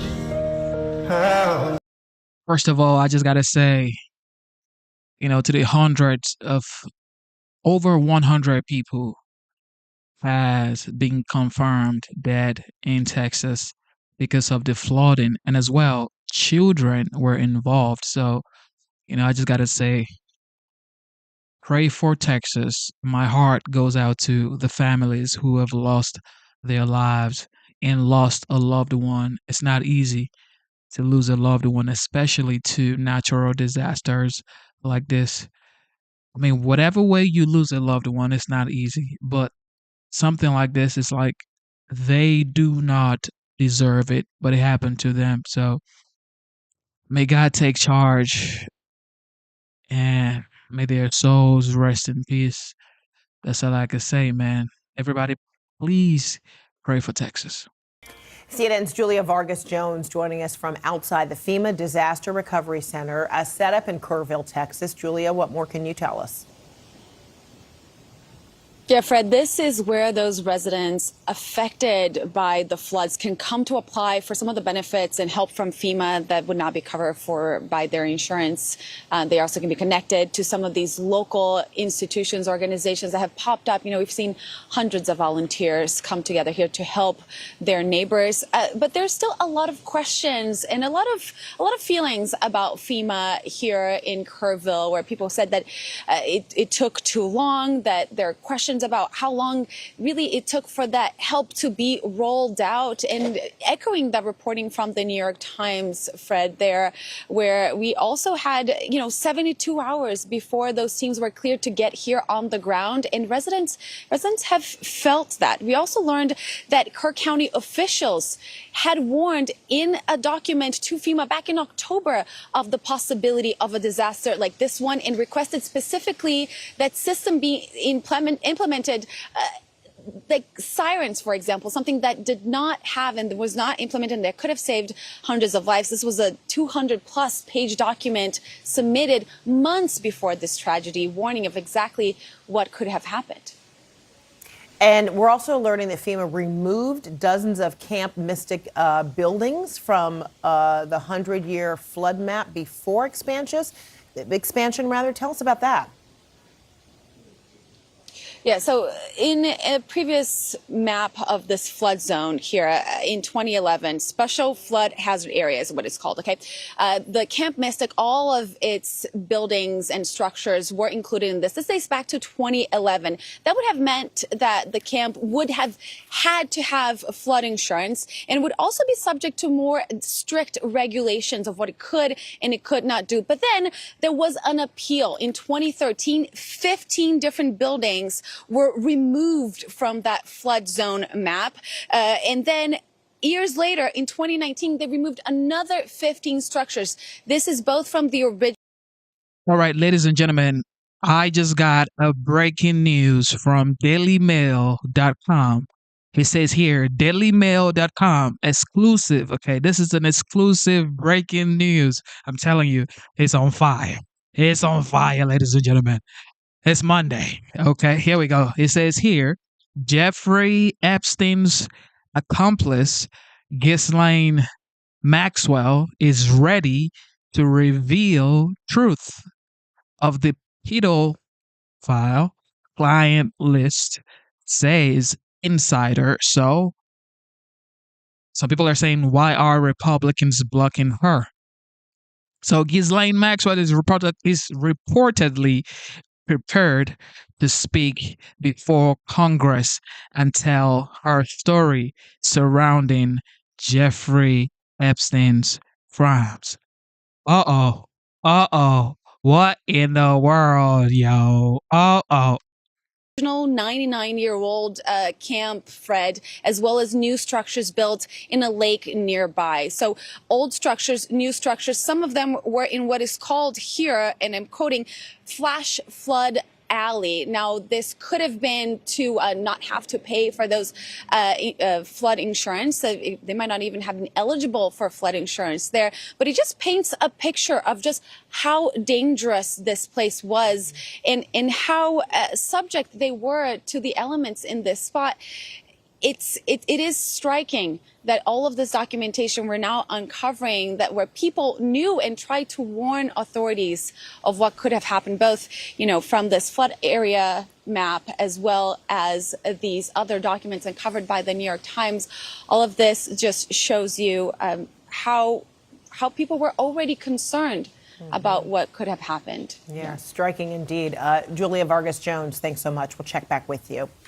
Officials are facing questions about the emergency response, including President Trump. After he toured the destruction on Friday, a reporter asked him to respond to the criticism. Several families we've heard from are obviously upset because they say that those warnings, those alerts didn't go out in time, and they also say that people could have been saved. What do you say to those families? Well, I think everyone did an incredible job under the circumstances. This was, I guess Christie said, a 1 in 500, 1 in 1,000 years. And I just have admiration for the job that everybody did. There was just admiration. The only a bad person would ask a question like that, to be honest with you. I don't know who you are, but only a very evil person would ask a question like that. Bloomberg White House correspondent Stephanie Lai is joining us right now. Stephanie, I mean, the president there, trying to quash criticism of the flood response. We heard that same kind of tenor and tone coming from the Texas governor when he was also making parallels to, a football game or the winning or losing end of the stick. So how was this received? Yeah, I mean, that's a great question. I mean, I think since the incident happened, the administration has been doubling down that nothing out of the ordinary occurred, that the National Weather Service had responded in an adequate time. And in a lot of ways, they've been pushing this narrative to counter some of the criticisms that they've been receiving from families on the ground, from Democrats who are saying that, the way that the administration has cut the government so significantly has played a major impact in how the, state and local officials can react to, natural disasters and incidents like this. I think what's notable is that despite, the administration having issued their guidance earlier this summer that eventually ended up cutting some of FEMA's officials, that the Trump administration and Trump himself continue to say that, regardless of what's happening, most of the response on the ground should be centered on the state and local officials, and that the federal government is really just there to assist. Now, I think the trip itself was a way for Trump to show face and to provide a sense that the federal government is in place to provide help. But I think to your point and to the reporter's question, there is a lot of uncertainty as to how much the federal government is able to provide in moments like this, just given what they've already put forth in their policy. The New York Times is reporting that thousands of calls from Texas flood victims went unanswered by FEMA call centers after Homeland Security Secretary Kristi Noem failed to renew contracts that expired as the flooding hit Texas. I mean, that's more bad news for the White House concerning its penchant for funding cuts. Do you see Trump backing off? It's a little too soon to say, but I think this is definitely a wake-up call for the administration. Now, this is the second disaster that they've dealt with since he took office in this term. Earlier this year, he visited Asheville, which had happened during the transition, and then later the California wildfires. And so as these things continue to progress, we'll likely see how the administration reacts. But it seems like, based off of Trump's comments yesterday and how he's been reacting in the days since that, they're still doubling down on their sentiment that national disasters should be handled by state and local officials, and that the federal government can provide aid when necessary, but it's not, the role of FEMA. And he doesn't really see a huge role for FEMA. Everybody has different stories for this situation. It's like, what is the actual truth? What in the world? Kristi Noem, according to what we heard and saw, she was actually there, like the same night or the next morning. They did a press conference with the governor of Texas, Governor Abbott, and it was like, what are these people talking about? And the commander-in-chief, Donald Trump, signed a relief funding for Texas. So it's like, I don't know. All right, here we go. Kristi Noem on NBC. Here we go. Now is Homeland Security Secretary Kristi Noem. Secretary Noem, welcome back to Meet the Press. Thank you. Thank you so much for inviting me today. Thank you for being here after a remarkably busy week. I did have an opportunity to speak with President Trump by phone. He did praise your response to the floods in Texas. There are obviously a lot of questions, though, so I want to talk to you about some of those, including about a rule that you recently implemented. It reportedly requires that every FEMA contract, every grant over $100,000 be personally approved by you. Now, officials within the agency have told multiple news outlets that the policy led to a slower deployment of some FEMA resources, including urban search and rescue crews. So let me just ask you, did your policy delay some of the critical response resources on the ground in Texas? Those claims are absolutely false. Within just an hour or two after the flooding, we had resources from the Department of Homeland Security there helping those individuals in Texas. It was a heartbreaking scene, and I think it's been well covered about what the Coast Guard did, how they were deployed immediately and helped rescue so many individuals from those floodwaters. And we had Border Patrol down there with their tactical teams, and FEMA was there just within a few hours as well. So those claims are false. They're from people who won't put their name behind those claims. And those call centers were fully staffed and responsive. And This was the fastest, I believe, in years, maybe decades, that FEMA has been deployed to help individuals in this type of a situation. Well, let's drill down a little bit. I know there were resources that were deployed, but I think the question revolves around, were all of the necessary resources deployed? According to reports, multiple FEMA officials said you didn't approve the deployment of these FEMA search and rescue teams until Monday, which was 72 hours after the floods started. Nope, they were deployed immediately as soon as they were requested. And I think what matters the most here is what the local officials on the ground say and what their feedback is. You know, I was there that very morning, and that afternoon that when the flooding was happening, and was with those emergency responders right away, with the governor, with Nim Kidd, who's running the state's response. And every one of them will tell you that they got everything that they needed when they asked for it immediately, and that they've never seen a federal government respond in support of a state's management of a disaster situation like this. So those claims, I don't know who's making them out of FEMA.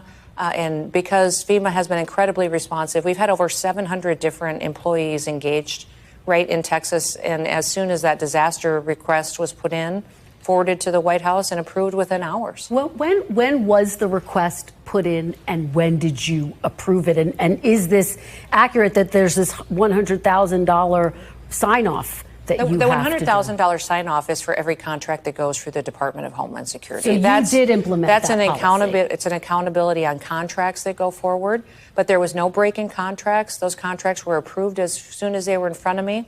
And FEMA knew they were fully to deploy the instant that the local officials asked for the request. When did you get the request for these search and rescue teams and other resources? They were immediately responded. What yes, day? And everyone will tell you. According to reports, they didn't arrive until the governor until will say, well, this is what I think is really unfortunate, is that we have a situation where so many individuals are playing politics with what happened to Texas. And the governor and the emergency responders on the ground, the mayor of that city, the judge in that county who has some authority over emergency response, every one of them said, as soon as we asked for help, they were here. The federal government was here. And we didn't just deploy FEMA. We deployed our Coast Guard and BORTAC teams. Border Patrol was amazing. Every single agency that we had was there helping as many individuals as we possibly could. And that's what I think is remarkable. It's a very different response, I think, from the federal government we've ever seen in a disaster like this, because we had so many different agencies immediately respond, and that's the way that it should be. I do want to talk big picture in just a moment, but the New York Times is reporting that thousands of calls from flood victims to FEMA call centers went unanswered in the middle of this ongoing disaster because you didn't renew contracts to keep call center staff in place until nearly 1 week after the floods. Why did it take so long to extend those contracts? It's just false. Those contracts were in place. It didn't take 5 days? No employees were off of work. Every one of them was answering calls.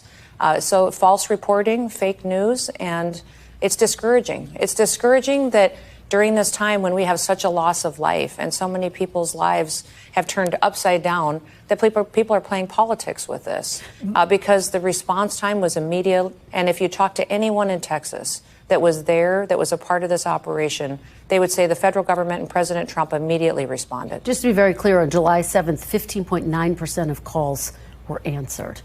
I mean, does that concern you that only 15% of calls were answered? These are people in a desperate state. FEMA, often the first call that they make, only 15% were answered on July 7th, several days after the floods. These contracts were in place and those people were in those call centers and they were picking up the phone and answering these calls from these individuals. So that report needs to be validified. I'm not certain it's accurate and I'm not sure where it came from. And the individuals who are giving you information out of FEMA, I'd love to have them put their names behind it, because the anonymous attacks to politicize this situation is completely wrong. These emergencies need to be conducted exactly how President Trump handled this one. It was that the local responders are the ones who execute the response. The state comes in and manages it, and then the federal government comes in and supports it. And as soon as Texas asked for anything, we were there. Just very quickly, I mean, disasters often cost millions, if not billions of dollars. You've acknowledged there is this policy you implemented to sign off on contracts that exceed $100,000. Why add extra red tape when there is a crisis of this magnitude? It's not extra red tape. It's making sure everything is getting to my level and that it's immediately responded to. This was not slowed down at all. In fact, it was much more responsive. If you remember, I was there. I was standing right there long before this report ever came out and was people were asking and we were granting permission in real time.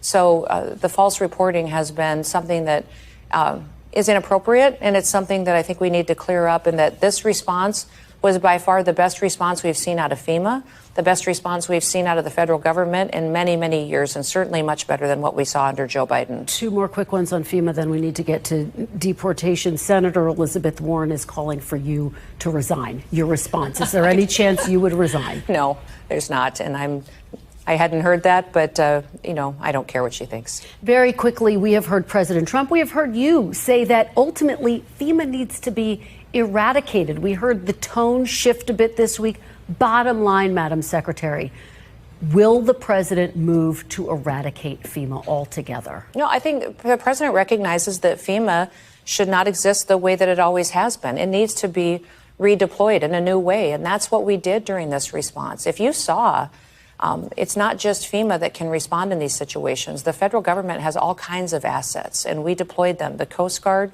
coming in and saving individuals with their rescue swimmers, with their helicopters. They had fixed-wing aircraft deployed as well. Border Patrol with their BORTAC teams, and now we've got also some dog teams that are down there helping with recovery efforts, and then FEMA alongside of them helping people setting up shelters, deploying supplies. It was all immediate, and that's what the president wants to do, is empower these states to run their emergency, and we come in and support them. And immediately, when those requests were made, they were approved and deployed. So I just want to be very clear, and we're going to move on to deportation. President no longer wants to eradicate FEMA, but what you're saying is to overhaul FEMA, but not eradicate it altogether. I think he wants it to be remade so that it's an agency that is new in how it deploys and supports states. Let me get your reaction. A federal judge in Los Angeles temporarily blocked ICE raids in Southern California, saying that federal agents cannot target people without reasonable suspicion, and using factors like skin color, the language that people speak. Will you comply with the judge's order? Absolutely, but we've never done that. We've never done that. What we have always done is built a case and done investigative work in who we go after and who we target. And so this judge is ridiculous in the fact that he put forward a decision like this. We will appeal it and we will win it, because over and over again, when our ICE officers are out there getting the worst of the worst off of our streets, they're using the investigative backgrounds and information that they have from either criminal records or what they have for charges, or individuals who are breaking our federal laws that need to be brought to justice. Madam Secretary, Tom Homan, the White House border czar, said as much this week. He told Fox News that physical appearance was a factor in detaining individuals. What do you say to those who hear that and say that is racial profiling? The facts of how we do our investigations and our casework and what ICE officers are doing today is they're going out there and building a case just like other law enforcement officers do.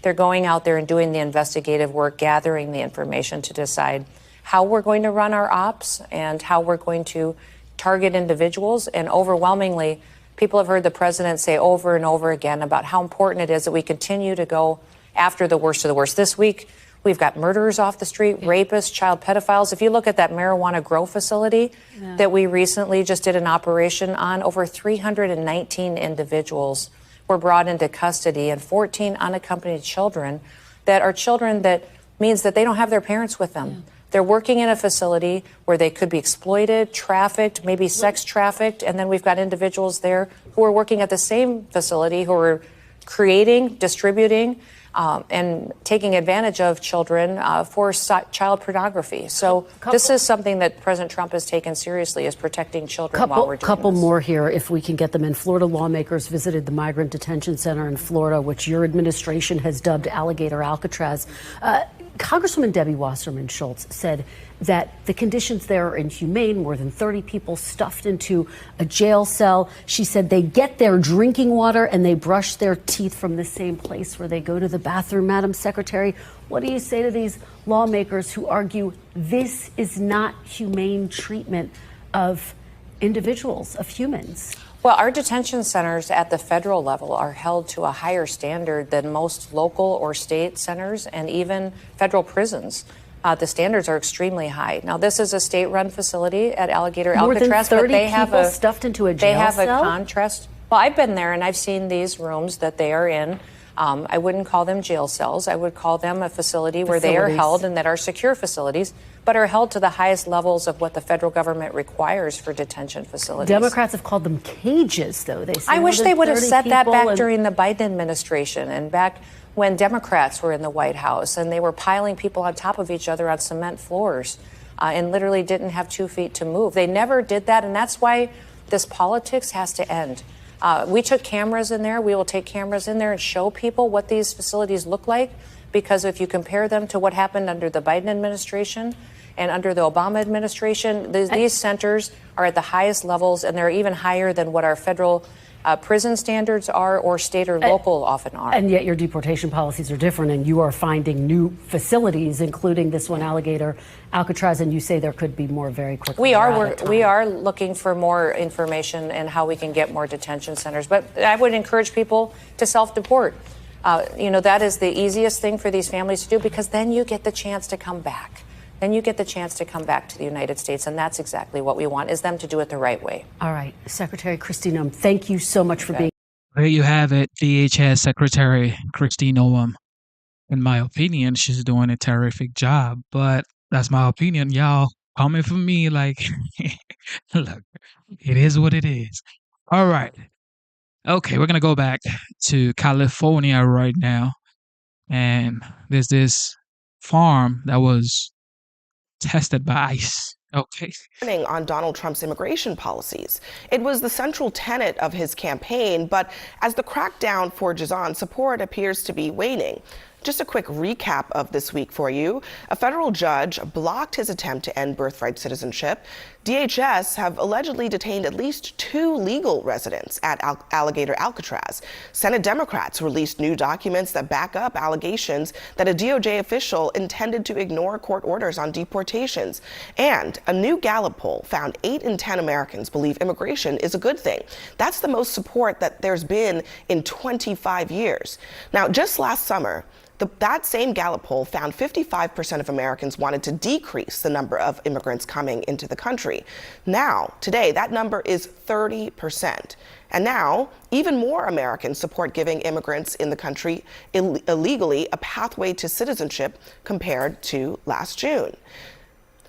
Now, this is kind of a surprising result, because I think, Jillian, Trump is correct that he ran on immigration. He probably won on immigration. Americans were fed up with what seemed to be an incompetence on the part of the Biden administration in terms of dealing with the border. But the polling is going in the wrong direction. Americans, his approval rating on immigration is not good, and Americans say immigration is good. They want more of it. They want to give illegal immigrants legal status. Why would that be? Well, the key word, though, is a legal pathway to citizenship.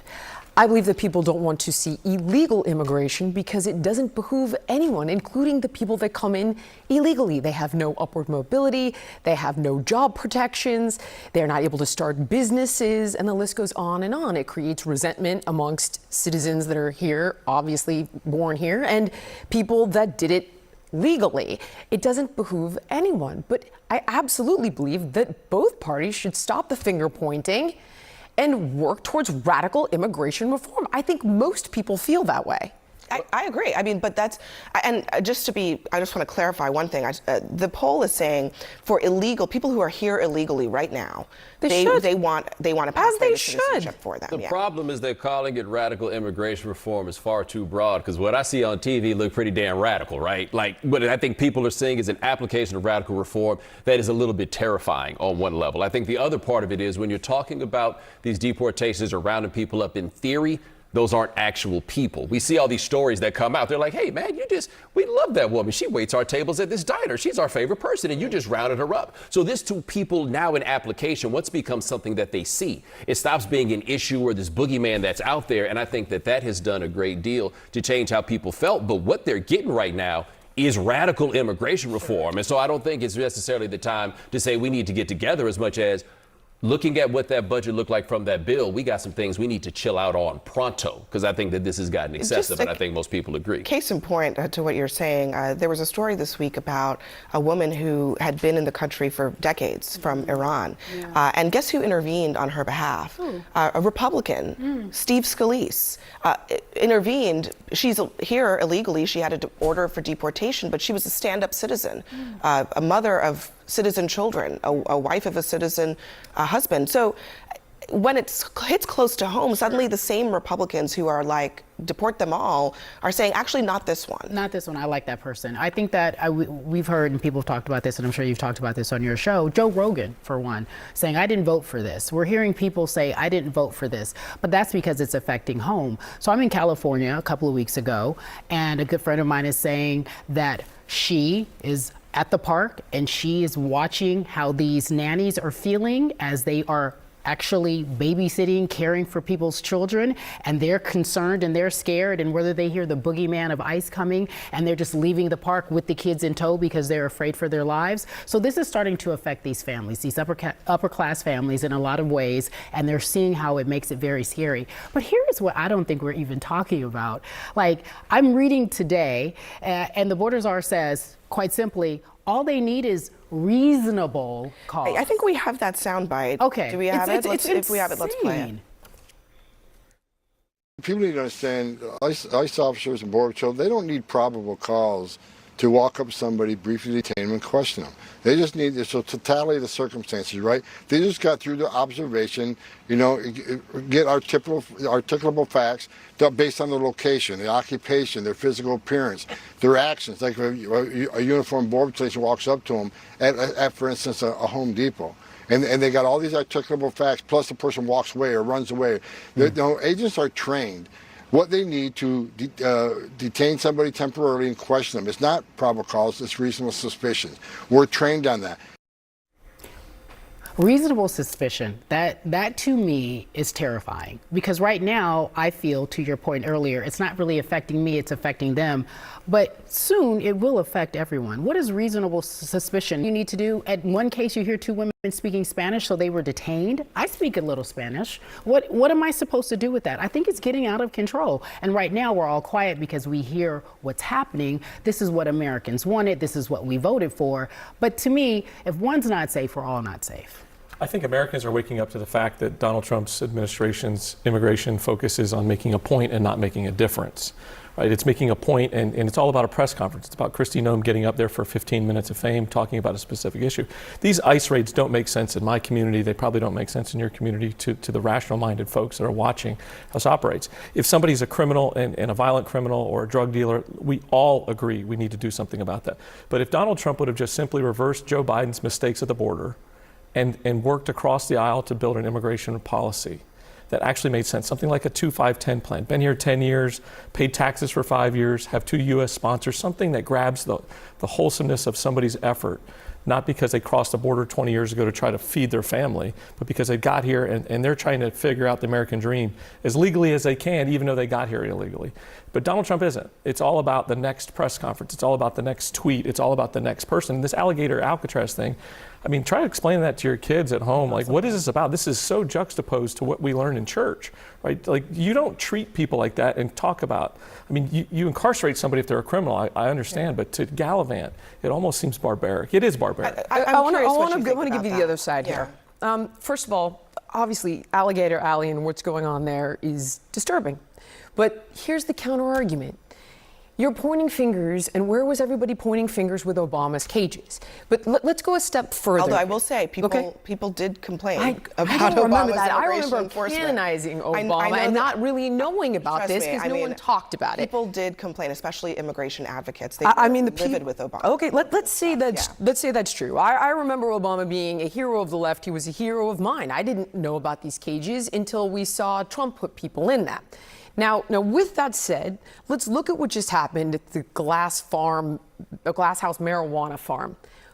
Here's what people don't want to see. on the other side. They don't want to see people throwing rocks into the cars of federal agents. They don't want to hear that someone supposedly opened fire on them. They also don't want to learn that there are a bunch of kids there that are undocumented or unaccompanied, and they think this is crazy talk and we should be focusing on that. And I, for one thing, how did those kids get there? Well, I just want to add one thing. We do have to go, but the UFW, the United Farm Workers, put out a statement about this. They said the UFW can confirm farm workers were critically injured yesterday during chaotic raids in Ventura County, California. Others, including U.S. citizens, remain totally unaccounted for. Many workers, including U.S. citizens, were held by federal authorities at the farm for 8 hours or more. U.S. citizen workers report only being released after they were forced to delete photos and videos of the raid from their phones. They also added that farm work is exempted from child labor laws. So you're telling me undocumented? I'm not saying the undocumented. I'm not talking about work at a marijuana farm. I'm not talking about the undocumented part, but according to this statement, in this country, not just at farm, not at marijuana farms, at all semantics. farms. Look at the reality of what I'm we're just saying, talking about. How did an unaccompanied, undocumented 14-year-old in the middle of the day? I believe that, and many people might believe, children should be subject to child labor laws. Absolutely. But it's true in this country that when it comes to agricultural work, they're not, and that includes marijuana farms. So the legality of their status is a separate issue, but the fact of children being there is not actually something that is necessarily illegal. I have a really hard time believing So there's that. So it's not unusual for there to be teenagers working in a farm. A 14-year-old can work at a marijuana growing. It doesn't matter whether it's a marijuana farm or an apple farm. A kid can't work at a bar. It's agriculture. They're not smoking If the that's the marijuana, law, that's outrageous. They're cultivating it. What is she talking about? A 14-year-old around that kind of plant? He's not smoking, it is. What are you saying? Just to defend your point. Oh my goodness. The point is, this incident, and we're still learning a lot more about it. Oh, for real? Was very dangerous and put a lot of people, including ICE officers and those immigrants, in danger. Federal law enforcement agents. I agree with you, but the tactics are producing But chaos. what? Don't say but. Just say yes. Okay, stop saying but. But they were throwing stones at federal agents. Oh yes, but. And violence, and I think that is one of the things that's caused people to. Who asked first? That's my question. We don't know. Well, we will find out. Well, it seems like there's a questionable call because they're making them delete photos and videos on their phone. So I'm guessing there's going to be a more complete story as to what's going on. We will find out, everybody. No, it won't. No, it won't. No, with you. No, with you guys. No, it won't. All right, we've heard CNN's part of the story. Let's go to the right. Okay, here we go. Same story, just different cable. Here we go. Take a look at what happened. The Secret Service did not co-locate its security room with local law enforcement. There was no walkthrough. I spent a little bit of time there Friday evening. There was an incident between Secret Service and the campaign. I'll tell you, I stand before you in this arena only by the grace of Almighty God. I was aware through radio traffic that there was somebody on the roof and also that he was armed. There was a vehicle that was parked, and one of the Secret Service agents had approached this person. My life was saved by a fraction of an inch. Well, it was unforgettable. I didn't know exactly what was going on. It's been 1 year since that tragic day in Butler, Pennsylvania, when President Trump narrowly escaped an assassin's bullet.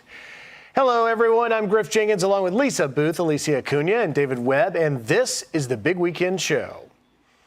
Unfortunately, that wasn't the only threat against the president in the past year. Just 2 months later, Ryan Ruth, a second potential assassin, was caught with a gun at Trump's golf course in Palm Beach, Florida. Ruth has a long criminal record, including arrests for carrying a weapon without a permit and a hit-and-run charge. But Ruth and Butler shooter Thomas Crooks aren't the only people who are targeting President Trump. A new book details an alarming threat. They certainly have an elevated level of protection around him, even compared to other presidents. But I will say on the campaign trail, what we found was they had kill teams in the United States. The intelligence folks were telling them folks in the United States who wanted to kill him. Joining us now, DHS Assistant Secretary Tricia McLaughlin. And Tricia, thank you for joining us. I mean, the question I want to start with is whether or not these potential threats have been apprehended, or is President Trump's life still in danger? That was Josh Dawsey in his book talking about the kill teams that he was reporting on. He was on the campaign trail. Are those kill teams still here? This is something that we are actively focused on, Griff, but I want to say, of course, we are so grateful that President Trump, by the grace of God and the bravery of the Secret Service, he is alive today. And we pray for Corey Compertore's family every day, but especially today. I think that fateful day just underscores that Secret Service has a no-fail mission. It is incumbent upon us to be extra honed and hardened in our investigations against the president and all of our leaders, and make sure that they're safe. And so we continue to reform the Secret Service, ensure that there's greater communication with state and local governments, especially on the ground in these heightened threats and heightened situations, and as well that there's greater accountability on the ground so that the agents know their zone, and we can make sure that the president is safe, our leaders are safe, and nothing like this ever happens again. Tricia, David here. Now, President Trump isn't the only one facing threats. ICE agents have come under assault, including this week during a raid at an L.A. pot farm. The president commented on the sophistication of the weapons used at an anti-ICE ambush as well. While Border Patrol found a bag from the Coalition for Humane Immigrant Rights of Los Angeles, CHIRLA, at another scene at another anti-ICE riot in L.A. This is disturbing. Is the federal government investigating this suspicious link, and who's funding these groups?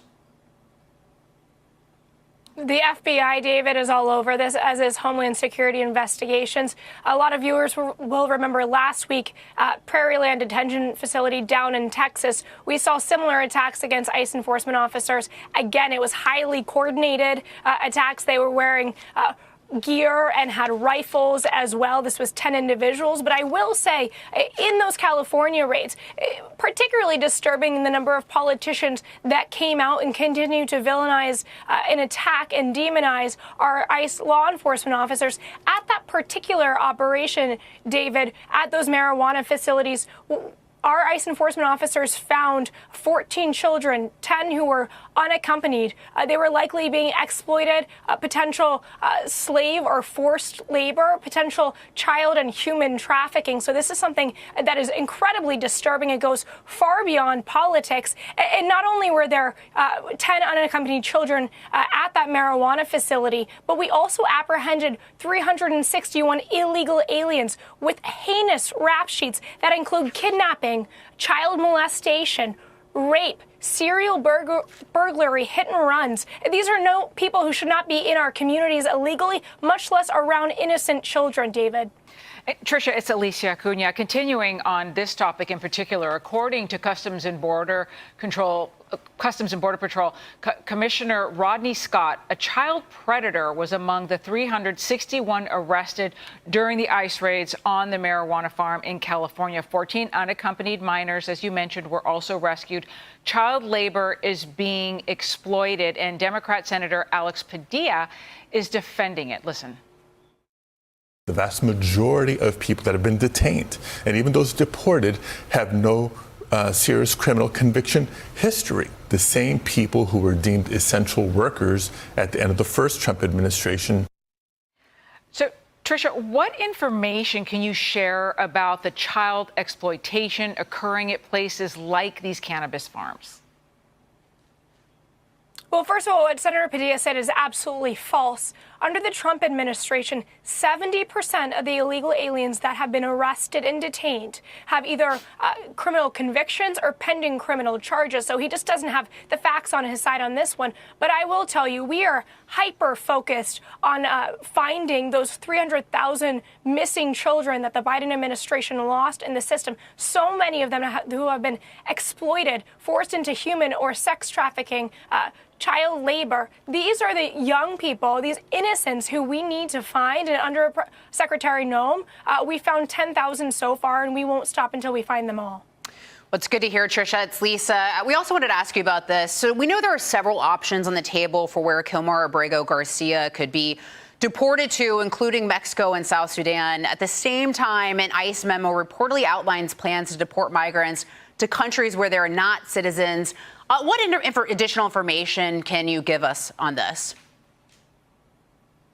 So as far as those third country locations, the reason that these agreements have been reached, Secretary Noem has done a phenomenal job traveling to, I would say, 10 different countries to create these agreements. The reason why it's so important is because when it comes to these worst of the worst, these rapists, these murderers, these human rights abusers, oftentimes their country of origin won't take these individuals back. And so we've made agreements with third countries who will take these individuals so they don't have to remain on American soil. As far as Kilmar Abrego Garcia goes, he will face justice in the United States. To remind viewers, he's a member of MS-13. He's a known human trafficker. He is a domestic abuser, and he should not be in this country. As much as the mainstream media would like to force feed us that he was an innocent Maryland father, he is anything but. Yeah, the Maryland man from El Salvador, right, Griff? Yeah, exactly. Hey, Tricia, I got to ask you about this. Exactly. Democrats visited Alligator Alcatraz for the first time yesterday, and they had quite the reaction. Watch this. The conditions that we saw inside this internment camp, they are essentially packed into cages, wall-to-wall humans. We saw humans being held in cages, 32 people per cage. This is a total cruel political stunt meant to have a spectacle of political theater. A cruel political stunt. Meanwhile, your boss, Secretary Noem, has said that we can expect maybe more detention centers like Alligator Alcatraz in 5 other states. Can you tell us what your reaction is to those Democrats? But also, I'm curious, which states are DHS thinking about putting these other centers at? And what will that look like? These politicians, Griff, are just rudderless, and they have no message. They continue to just try and attack ICE enforcement officers. In this case specifically, our ICE detention facilities have higher standards than most U.S. prisons in general. Debbie Wasserman Schultz, what she's talked about with these subprime conditions is absolutely false. These are air-conditioned facilities. People have 3 meals a day. They get better health care than they probably have had in their entire lives. As immediately upon entrance, they get a medical evaluation and then medical care as those doctors and nurses see fit. But these claims are just ridiculous, and they're untethered to reality. So I know you don't want to get ahead of your boss, but can you give us any other states where we might see another such detention center pop up? I mean, I can think of places that have alligators: Louisiana, Mississippi, maybe Alabama. There's lots of wonderful wildlife in the United States of America, Griff. As you know, I cannot get ahead of Secretary Noem, but the American people should know that we are looking at this as a blueprint for what's to come for the rest of the country. Tricia McLaughlin, DHS Assistant Secretary, you do such a good job. There you have it. There you have it. A lot is going on in the United States right now. I'll tell you that much. A lot is going on in the United States. Also, there's been an update here about Texas flooding, and there would also be more flooding. So please listen to this. At this hour, we are following some breaking news, which takes us out to the Lone Star State of Texas. I want to transition your screen and give you a live look out in Kerrville. You can see there on the ground, still pretty wet from those floodwaters, but they have receded in many parts. But we are learning it could get worse throughout the day. I want to share with you the very latest information we are getting from the National Weather Service in the Austin, San Antonio area. They say, quote, with heavy rainfall moving into Kerr County and Hunt area, flood warning in effect on the Guadalupe at Hunt. River is expected to reach moderate flood stage by around 11 a.m. with a stage of 14.6 feet. Current stage is 8.45 feet. They go on to say seek higher ground along the riverbank.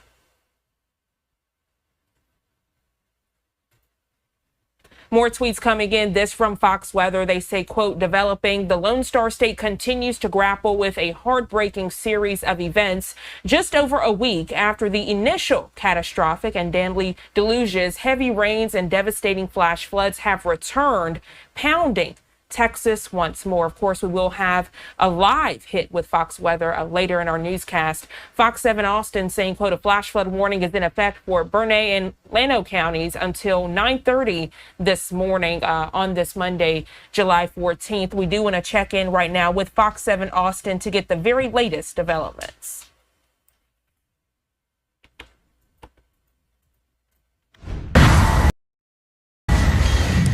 And again, cleanup efforts continue in many of the areas affected by the devastating flooding. Yes, on Friday. So there you have it. If you are in those zones, please evacuate or find shelter or just do something, man. Because, we don't want to see any more devastation like we've seen in Texas. So please spread the news, share the news. It's going on again in Texas, so please share the news. All right, with that being said, at least 9 dead in Massachusetts assisted living facility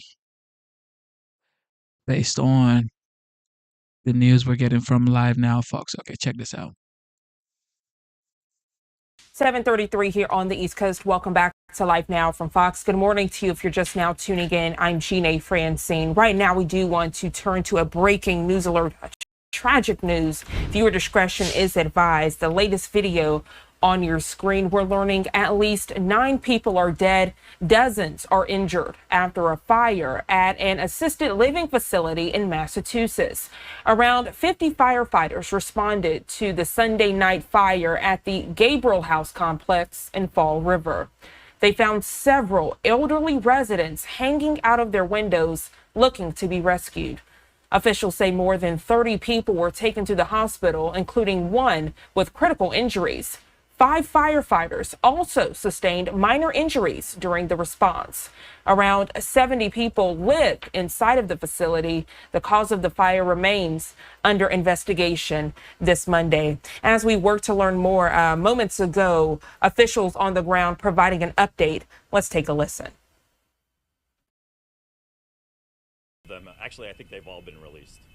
Can you talk about the manpower that came out here? You mentioned earlier that every single firefighter that was working in the city last night came out. Can you just talk about the manpower that it took to put this out? Yeah, and it wasn't just the fire department. I want to make sure that that's clear. We had 35 firefighters immediately on scene, but I was here and every police officer in the city was here too. And everybody was rescuing people. EMS was in the triage area and they were actively rescuing and saving lives. So we have a very strong and powerful public safety presence here in the city of Fall River, and it worked the way it was supposed to last night to save lives. Of course, this being an assisted living facility, some residents with mobility issues and all, does that impact the life-saving procedures? Yeah, absolutely. Absolutely. Clarification, was it 9:30 or 9:50? Those numbers are jumping in my head. I believe it was just shortly after 9:30 that the boxing came in. Yeah, it was an automatic alarm that came to us. Of those 30 people you mentioned that were transported to the hospital, what are the range of their conditions? Most expected to be okay? Yeah, so there's one in critical condition right now. I don't know the condition of all the others, and it's going to be upwards of 30 that were transported. At the very beginning, there were people that were self-transporting. The hospital's right across the street, so we'll have a better idea once we can sink our teeth into this morning exactly how many people self-transported, how many were transported, and what their conditions are. What hospital are they at? Some here. People were transported to St. Anne's, St. Luke's in New Bedford, Charlton in Fall River, and I believe from there some were transported to Rhode Island Hospital. Has anyone had to be transported out of the hospital? What wing and, with all the medical beds that are being used up, has there been any other movements inside the hospital right now? I don't have that information for you, but the EMS was very particular about spreading the victims and where they were transported, not to overwhelm any particular hospital. For the crews who showed up last night, what do you hope that they take from this, and that maybe going forward everyone learns? I'm sorry for.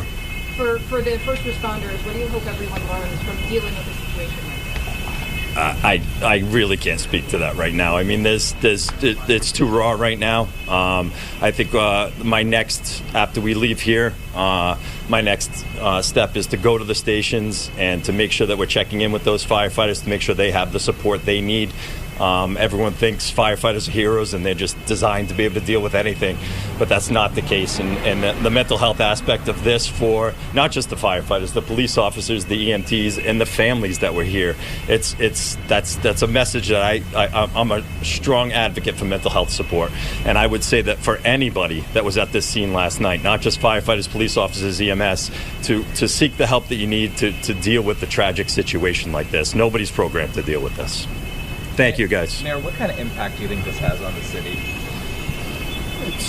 I think these are the kind of things that a city is judged by. How do they deal with a problem like this? This was dropped in our lap last night at 9:30 on a Sunday night, and the city was able to mobilize extremely quickly to prevent further deaths, get people into shelter, get people medical care. It was working like a trip hammer over here, and I'm very proud of everybody.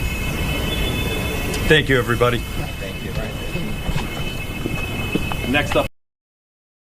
Man, we just gotta be thankful for the life that we have because a lot is going on in this world. Be very thankful for the life that you have. You just never know. You just never know what people are going through. I mean, look at that. They didn't know this was going to happen to them, but it happened. So, we just got to be thankful, man. We got to be thankful. All right, here we go. OG, here.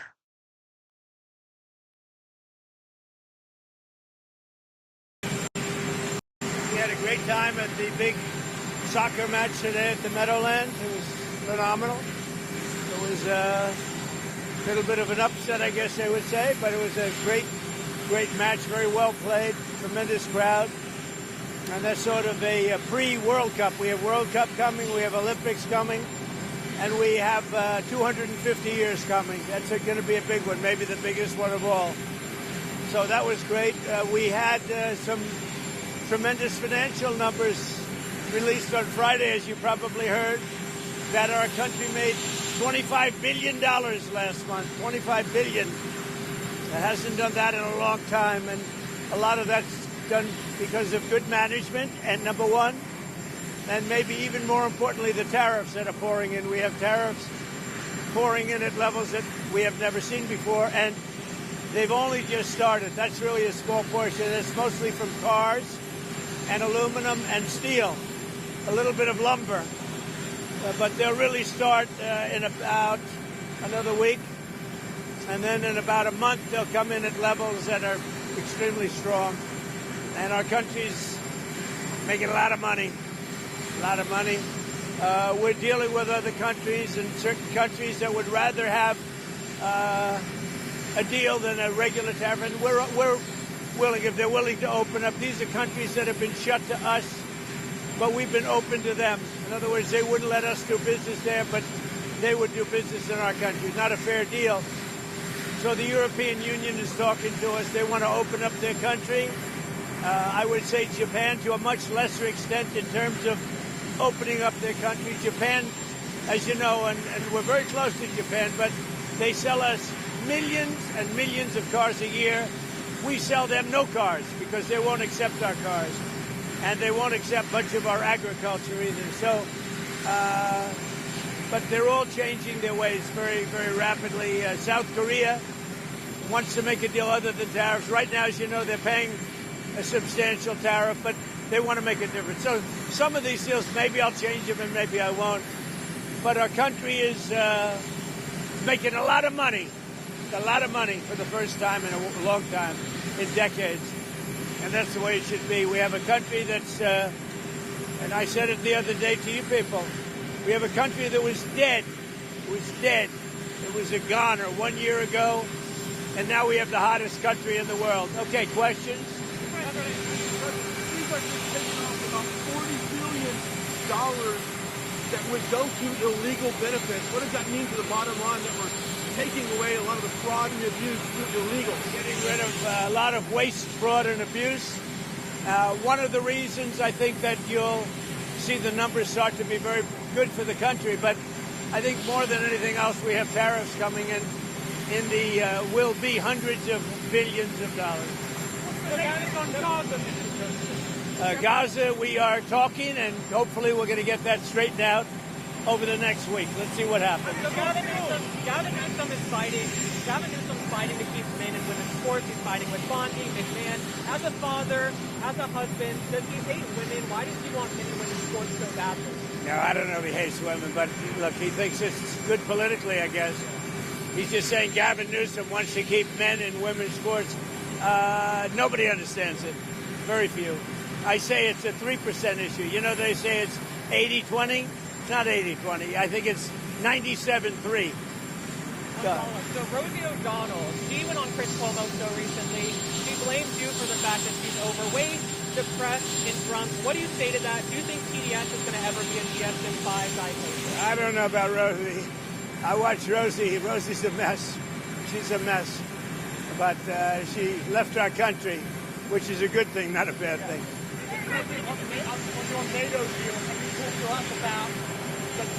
Yeah. Well, I'm going to have a meeting with the Secretary General who's coming in tomorrow. But we basically are going to send them various pieces of very sophisticated military. They're going to pay us 100% for them.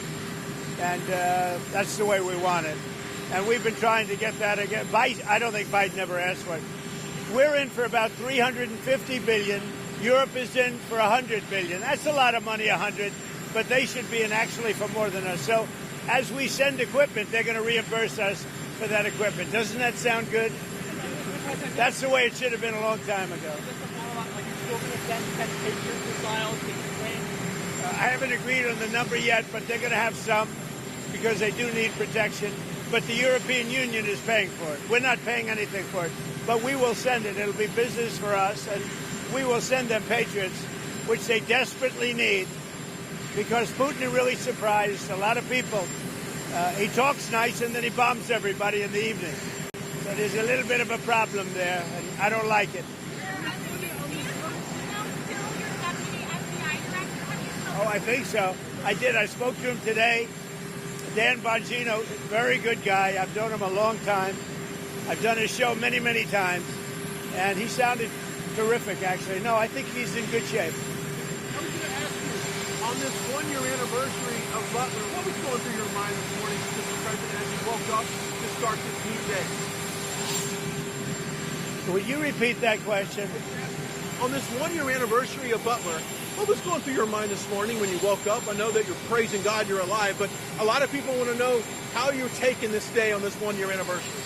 God was protecting me. Maybe because God wanted to see our country do better or do really well, make America great again. But God was protecting me, Brian. I'll tell you, it's the more you think about it, the more you see it. But no, I don't like to think about it much. You know, I have a job to do, so I don't like to think about it much.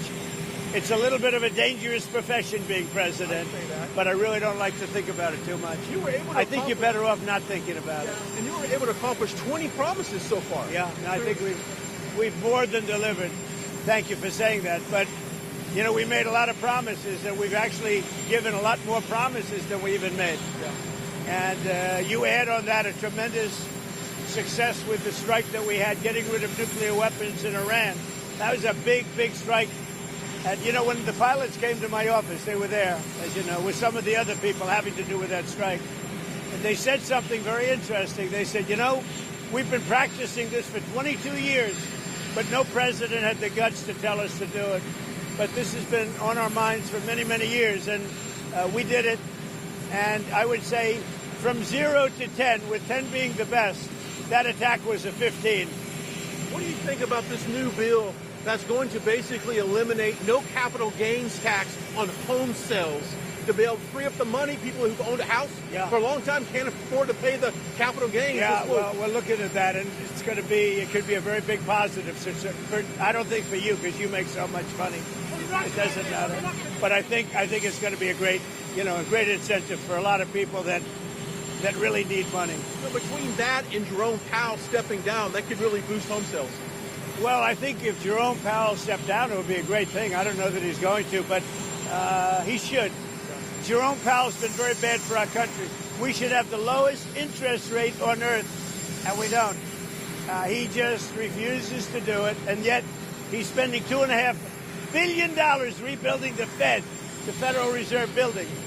And I don't know what he knows about building, but you talk about cost overrun. So he got this approved, and he started the work during the Biden administration. And he doesn't look like the kind of a guy, frankly, that wants to spend $2.5 billion. And it's very interesting because out of 71 economists, one person, me, and then one other person, I think from Wharton, got it right, and the others were all wrong in terms of the success of our country this quickly. We have no inflation. We have cash pouring in. It was me and somebody else. And I can tell you, I don't need 5,000 people working for me behind the scenes like Jerome Powell to tell him what he should say once a month, because they got it wrong. The Fed got it wrong. I call him too late. He's always too late. Every point cost us $360 billion. Think of that. And we should be 3 points. That's almost $1 trillion. Approximately $1 trillion less we should be just with the signing of a piece of paper. So we'll see what happens. I mean, you're telling me he's going to quit. I hope he quits. I don't know that he's going to quit, but he should quit because he's been very bad for the country. On Russia, are you going to be announcing sanctions on Russia tomorrow? We're going to see what we will see tomorrow, okay? We have the Secretary General. As you know, Europe has announced sanctions. But I am very disappointed with President Putin. You know, I thought he was somebody that meant what he said, and he'll talk so beautifully, and then he'll bomb people at night. We don't like that. Thank you, everybody. Thank you. Oh, Trump might be fed up with Putin at this point. Let's see how he's going to respond. Anyway, this is an update from Mike Johnson, Speaker of the House. Of course, we know the big, beautiful bill is passed. But here we go. Let's see what Mike O.G. Johnson has to say. In this Sunday morning, with President Trump preparing to take action against Russia this week for their continued attack on Ukraine and Ukrainian citizens. On Capitol Hill, Congress is preparing to pass bipartisan legislation that would place sanctions on Russia, as well as a 500% tariff on any country that imports energy from Russia. Meanwhile, the president making good on his promises to extend the tax cuts, bolster immigration enforcement and defense spending, signing into law the one big, beautiful bill on America's 249th birthday, July 4th. Now, Republicans are seeking to do another mega bill by the end of the year. Joining me now in the Sunday Morning Futures exclusive is the Speaker of the House, Mike Johnson. Mr. Speaker, thanks so much for being here this morning. Hey, Maria, good morning. Always a pleasure to be with you. Let me start with Russia, because I know there's a lot of support in the Senate for this. 80 senators or plus have supported potential sanctions on Russia and its energy. Would you take that up? Would you take that to the floor? I would. I think there's a big appetite for that in the House as well. I think tough sanctions are called for. I mean, Vladimir Putin has shown an unwillingness to work with President Trump to bring an end to this unjust war on Ukraine. And we got to talk tough and we got to act tough. That's what he responds to. He's a bully, and if you don't treat him as such, then he'll continue to run his rampage through Ukraine. And we've got to bring an end to that. We need peace in this conflict. It's long overdue. And of course, part of the money being allocated toward defense, an increase there, is in the big, beautiful bill. Congratulations to you for getting that over the finish line in the time that you promised, July 4th. The president signed it into law. Tell me how that money will be allocated with regard to defense. What do you want to see happen? Well, look, the big, beautiful bill was a landmark achievement. America First is no longer just an agenda. It's now the law of the land. And to your point, the big investment there was in border security and national defense. The bill did a lot of things, but this is really important. So this money will go to help us ensure the policy of peace through strength. We have to invest appropriately and smartly in our military-industrial base right now. It's a dangerous world where our adversaries are China, Russia, Iran, North Korea. They've united together in so many ways, and we're showing everybody around the world, like that little clip you just showed from Prime Minister Netanyahu, that America's back, and that strength is what is going to maintain the peace. So these investments are important. It's in naval vessels and ships. in our new kind of warfare. And by the way, there's an investment here in the Golden Dome, which will help us have real security in our homeland. So lots of things here, very strategic. We're spending the money efficiently and effectively. That's what the American people demand and deserve. And of course, you and your colleagues were also able to stop what would have been the biggest tax increase than anyone has seen with the extension of the tax cuts. I want to get your take on what's next. Where does the legislative agenda go now? And are you expecting to do a second reconciliation package later on in the year? Yeah, we're implementing a playbook that we designed well over a year ago. About 15 months ago, we began this process, understanding and believing that we would win unified government, that we'd have the White House, the Senate, and the House in the Republican hands, and that we would not want to waste this historic opportunity with President Trump coming back to the White House and us having the responsibility of fixing every metric of public policy that Biden and Harris and the Democrats destroyed over the previous 4 years. So the big, beautiful bill was the first big step in that, but we have multiple steps ahead of us. We have long planned for at least 2, possibly 3 reconciliation bills, one in the fall and one next spring, that would continue to allow us to do this on a partisan basis where we only need Republican votes and we don't have to drag Democrats along. They are no appetite to fix any of the mess. We have to do it ourselves. So yes, that's next. In addition to that, we will continue to get the country back on a path to fiscal responsibility by rescissions packages that will come from the White House and will enact and claw back spending and eliminate fraud, waste, and abuse in the multiple reconciliation packages and in appropriating at lower levels of funding. All these things will be done while we're codifying more of President Trump's executive orders. He's been very busy. We will be as well. We have a lot more work ahead of us. Well, it's a great point that you make, because some people were critical of the fact that we haven't seen a lot of codifying in the Congress of President Trump's executive orders. Where specifically would you want to see that? Yeah. Well, we did over almost 30 of them were included in the big, beautiful bill. So that was a lawmaking exercise. The president's now signed them into law and they're codified. So it's not a temporary thing. They'll be permanent in the law.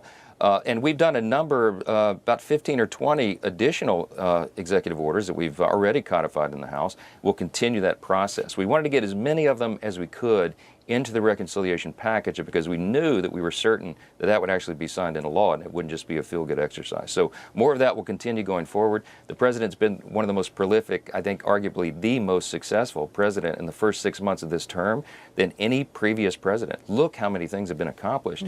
A lot of it's been done through executive order, so Congress has its role to play now as well. Well, that's a big message, an important message for you going into the re-election races next year. In terms of debt and the spending cuts that so many people want to see, that was really the pushback or the debate among you and your colleagues. Do you feel you have the support in terms of spending cuts should you actually get to do that second reconciliation package you're referring to? I do. Look, the Republican Party is the party of fiscal responsibility, and we're going to continue to demonstrate that. In the big, beautiful bill, people call it a spending bill. It wasn't. The only increases in spending were for those 2 priorities, border and national defense. Everything else was carving back and saving money from the budget, which is why you call it a reconciliation bill. So we would have actually achieved, and we will, in excess of $1.6 trillion in savings. That is an historic number. No Congress, no legislative body in the history of the planet Earth has ever saved so much in a bill. Now, it's just the first step, though, Maria, as we point out. We have a $37 trillion federal debt. You and I talk about this all the time. We all do. And we have to have a combination of reduced spending and greater economic growth. We put jet fuel into the economy with the One Big Beautiful Bill. It will be that. And extraordinary growth. We're projecting 3% going forward and $4 trillion in new revenue just out of the legislation. But more is ahead. And the tariff policy and the other policies of the Trump administration have been wildly successful. In fact, we had a budget surplus, as you know, in the month of June, the first time since 2017 when President Trump was last in the White House. So more of that is ahead. Every American will feel it. And the Big Beautiful Bill was geared and written for lower and middle class earners in the country. They're going to be feeling really good as we go into that midterm election in 26. I'm really glad you mentioned the surplus. I was going to raise that because there was so much hysteria over President Trump's tariffs, and yet look what it is getting you. $100 billion in tariff revenue on an annualized basis, actually creating a surplus for the month of June. The last time we saw a surplus was the president's first term in 2017. But, sir, I want to switch gears and ask you a bit about the FBI and the DOJ, because we still don't have enough information on the shooter. It is 1 year ago today that the president was shot out and, of course, got grazed and hit in the ear. And people are wondering why we don't have more information about this. I spoke with the FBI Director Kash Patel about it recently, and here's what he told me. Watch. 2 reasons, 2 open, ongoing prosecutions. So 2 of the investigations are obviously closed because the individuals are dead. But there's 2 live prosecutions. And so we can't get ahead of the federal court case.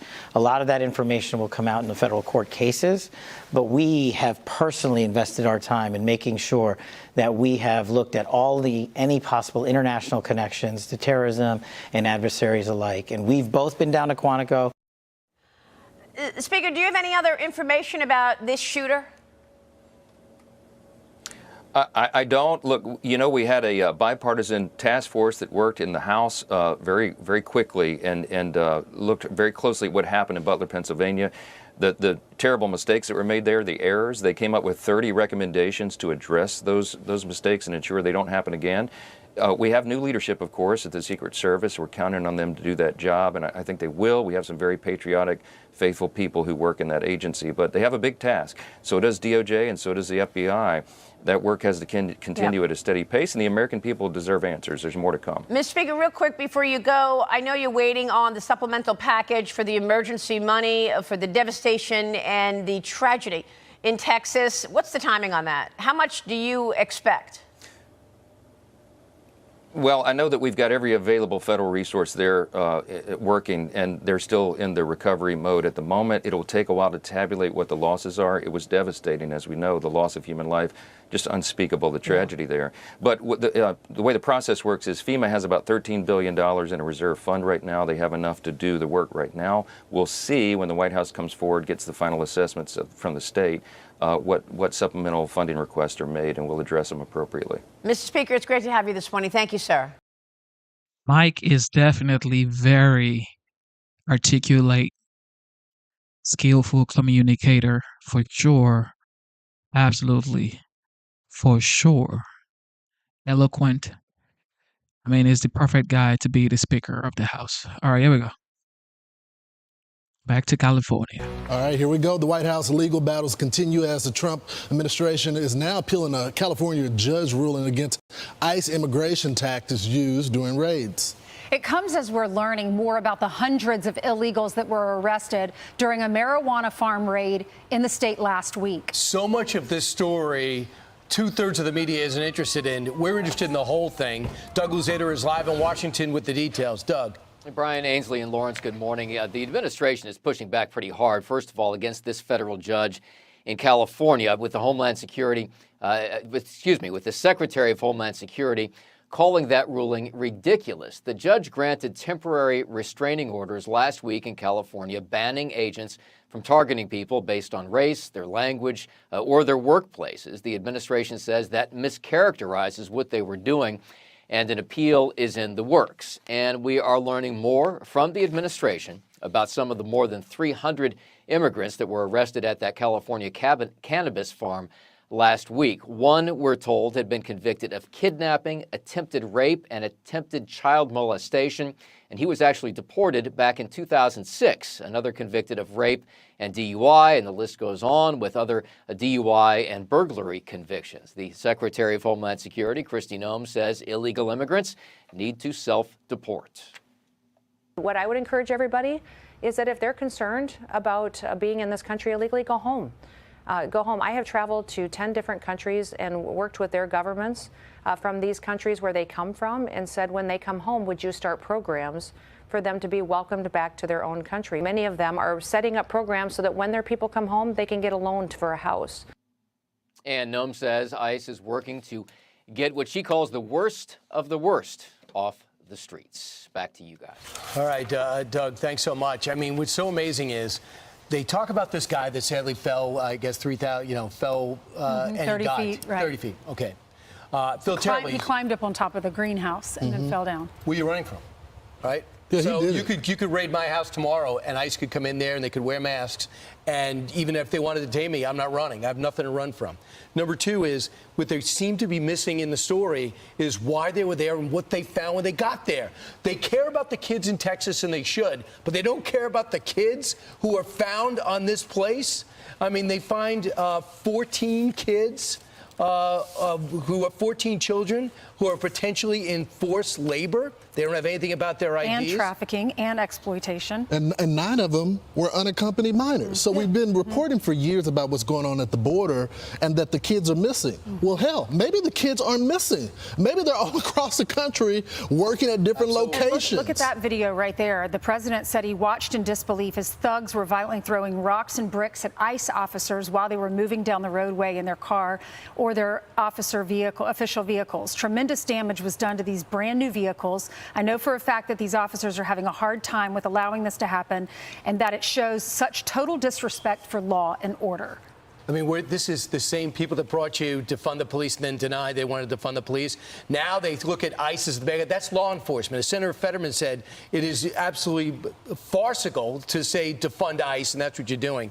Among the migrants, they found this an illegal alien from Mexico convicted of kidnapping. Yeah. An illegal alien from Mexico was convicted of rape and DUI. Another one, DUI, hit-and-run property damage. Another illegal convicted 3 times for burglary and a DUI. And Brian, the co-founder of this farm, the Glass House Farms, is now under investigation for child labor violation. The co-founder, the president, donated $10,000 to California's Governor Gavin Newsom's 2018 campaign. Kristi Noem said 14 children were rescued from forced labor, exploitation, and trafficking. So, Democrats, don't you care about those kids that were forced to work at a young age on a marijuana farm? This guy's shooting at the cops. Apparently, there was over 500 of the people that were out there that were essentially, I don't know if you want to call them vigilantes or whatever, rioters that were there, that were going out the cops. I am so worried about this. This is going to, when you start shooting weapons at cops, it's only a matter of time before this gets out of control. And I think the president's statement was 100% accurate. The people that are shooting at the cops, throwing the bricks, they should stop the cars immediately and arrest them all. This is how backwards the mindset is in California. They are so used to being able just to run through the border, hire whoever they wanted, give illegals college educations and free health care. They can't believe that there's actually an administration and there's a group of people that want to crack down on illegal criminals. And how about the mayor is giving cash assistance to families whose membership claim could not work because they're afraid to go to work because they could be arrested? Why would that be? And look, these are our ICE agents. These are our law enforcement officers that risk their lives to do this, and they're pelted with rocks and bricks as they're trying to leave. Tom Homan was speaking on Saturday night down in Tampa, Florida, at the Turning Point USA Student Action Summit, and a heckler asked him if he was an MS-13 member. This is what Tom Homan said to defend our ICE workers. Wait 3 or 5 years. Pardon me? Are you an MS-13 member? It says so. Hey, that's okay. That's okay. I got a question. No. I got a question for you. Why don't you come up here and hand me that picture? Bring it.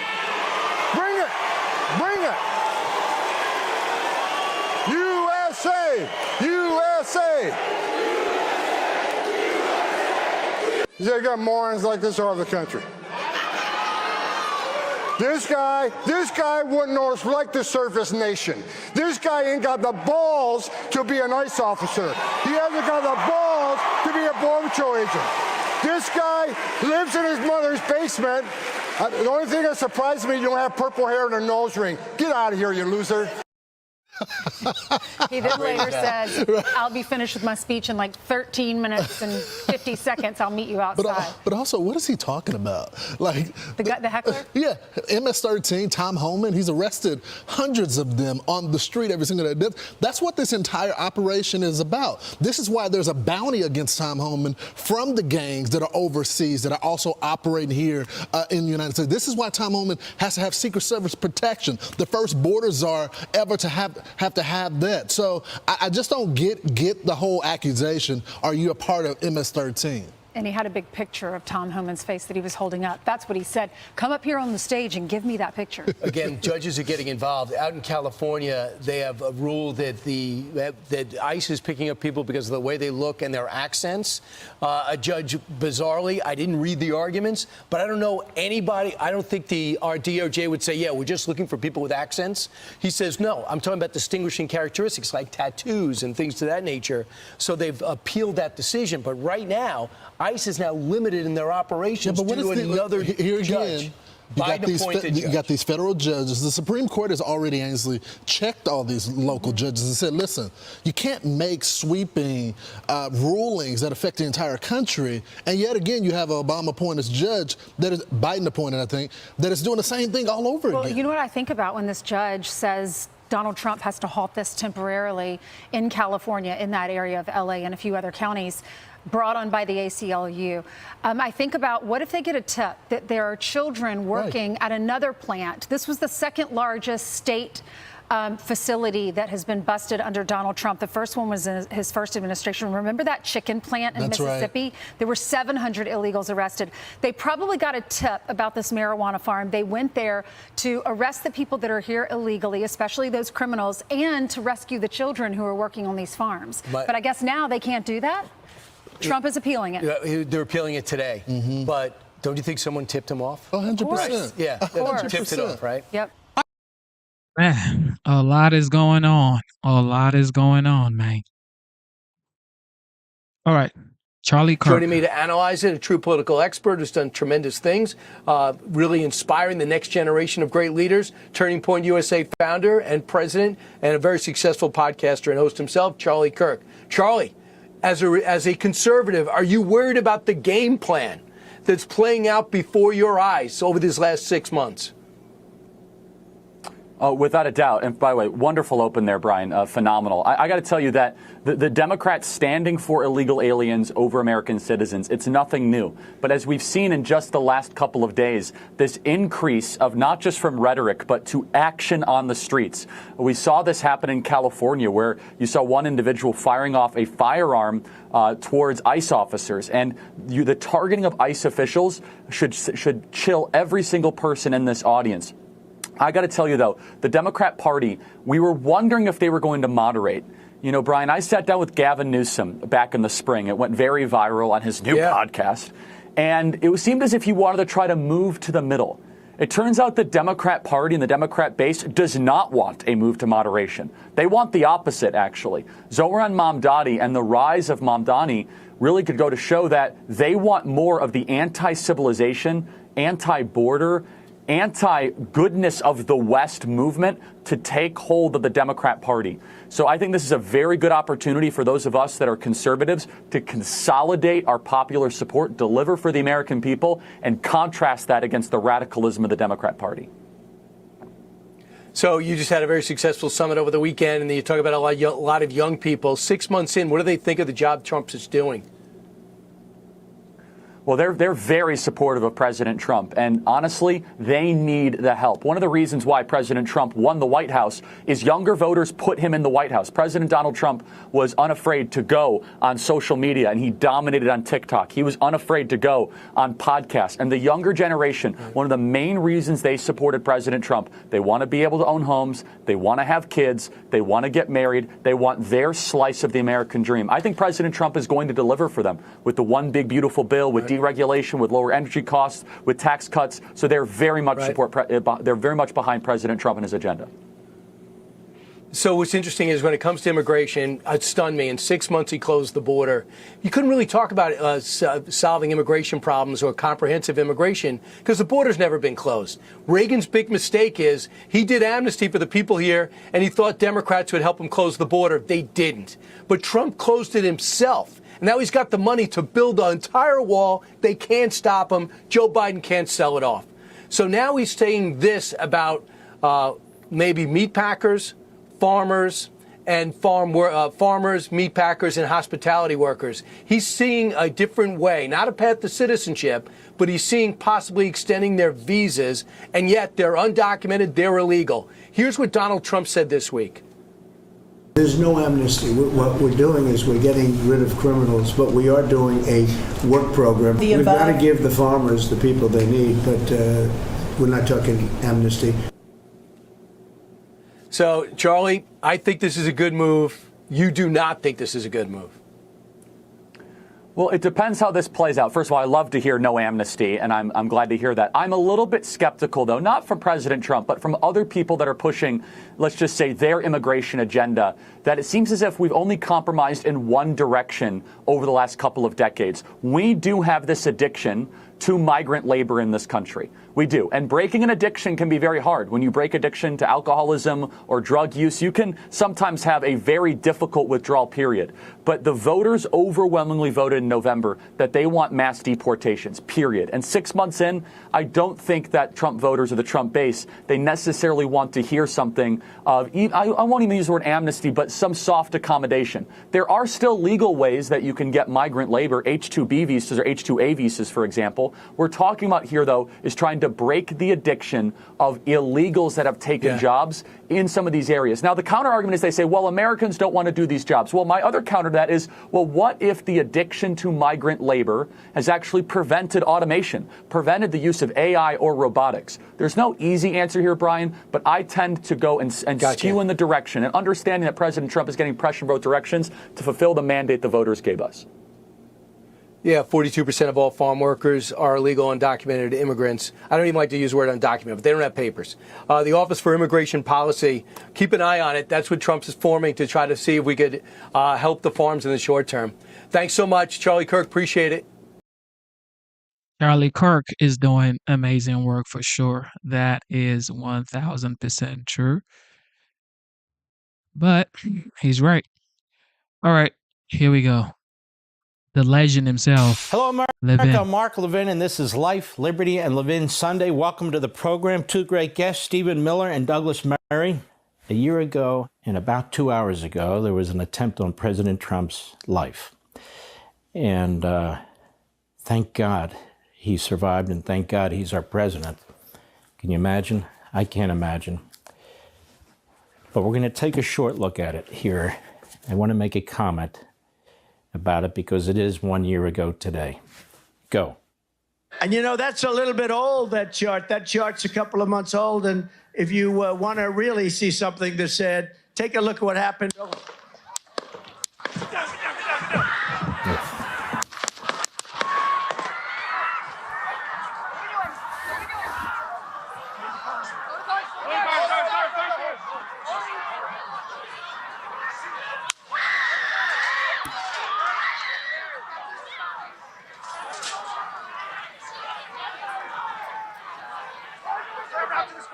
Moving to spare. Hold. When you're ready. On you.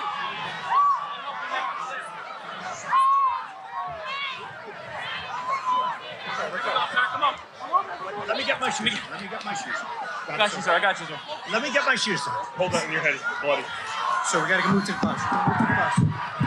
Let me get my shoes. Okay, my shoes out. Watch out. Let me get my shoes. Wait.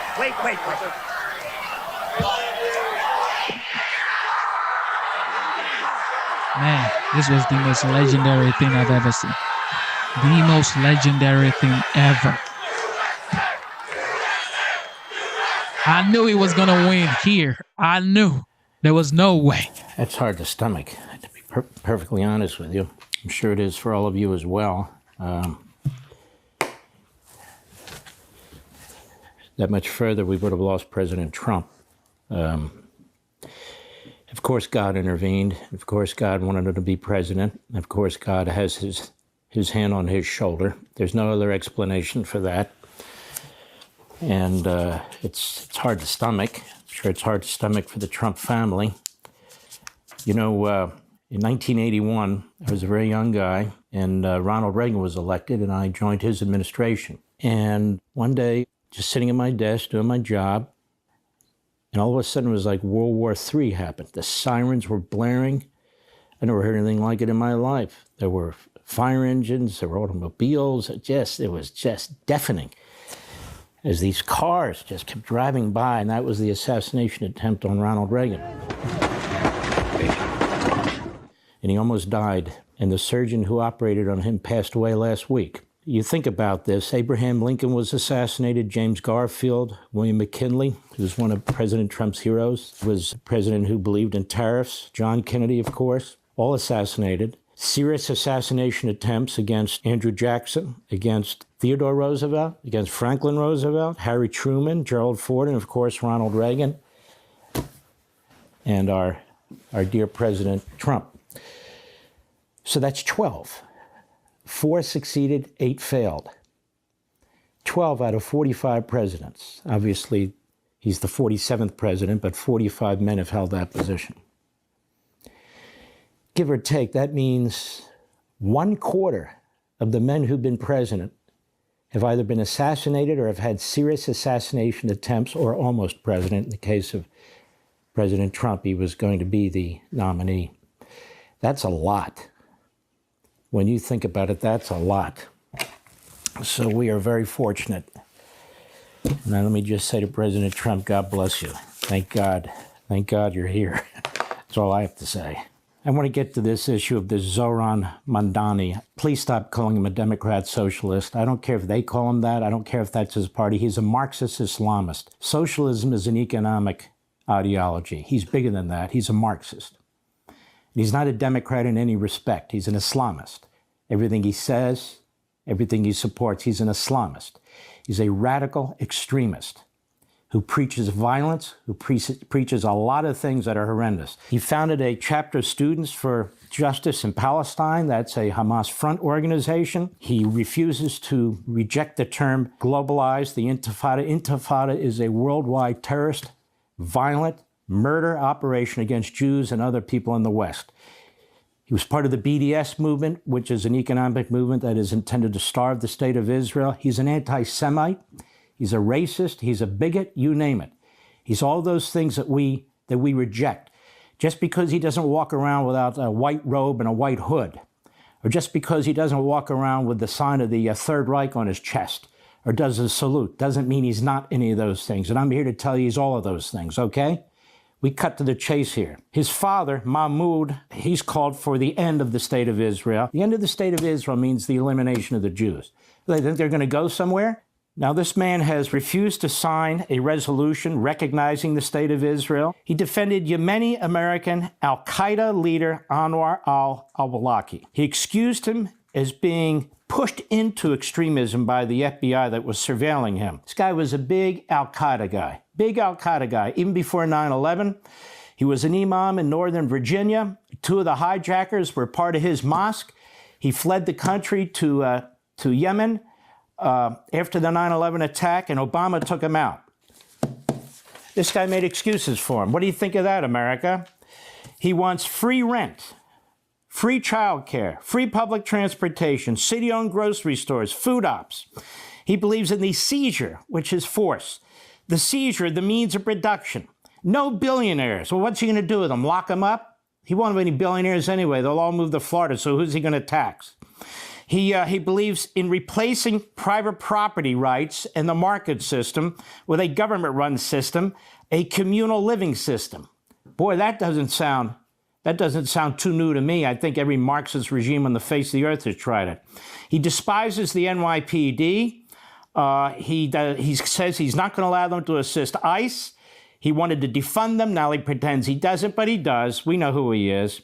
He wants to replace police with mental health professionals. Well, maybe you ought to visit one of them. He's justified the burning of Minnesota. He said it has to happen in 2020. He believes black and brown solidarity, I quote, will overcome white supremacy. I told you he's a racist. He's a bigot.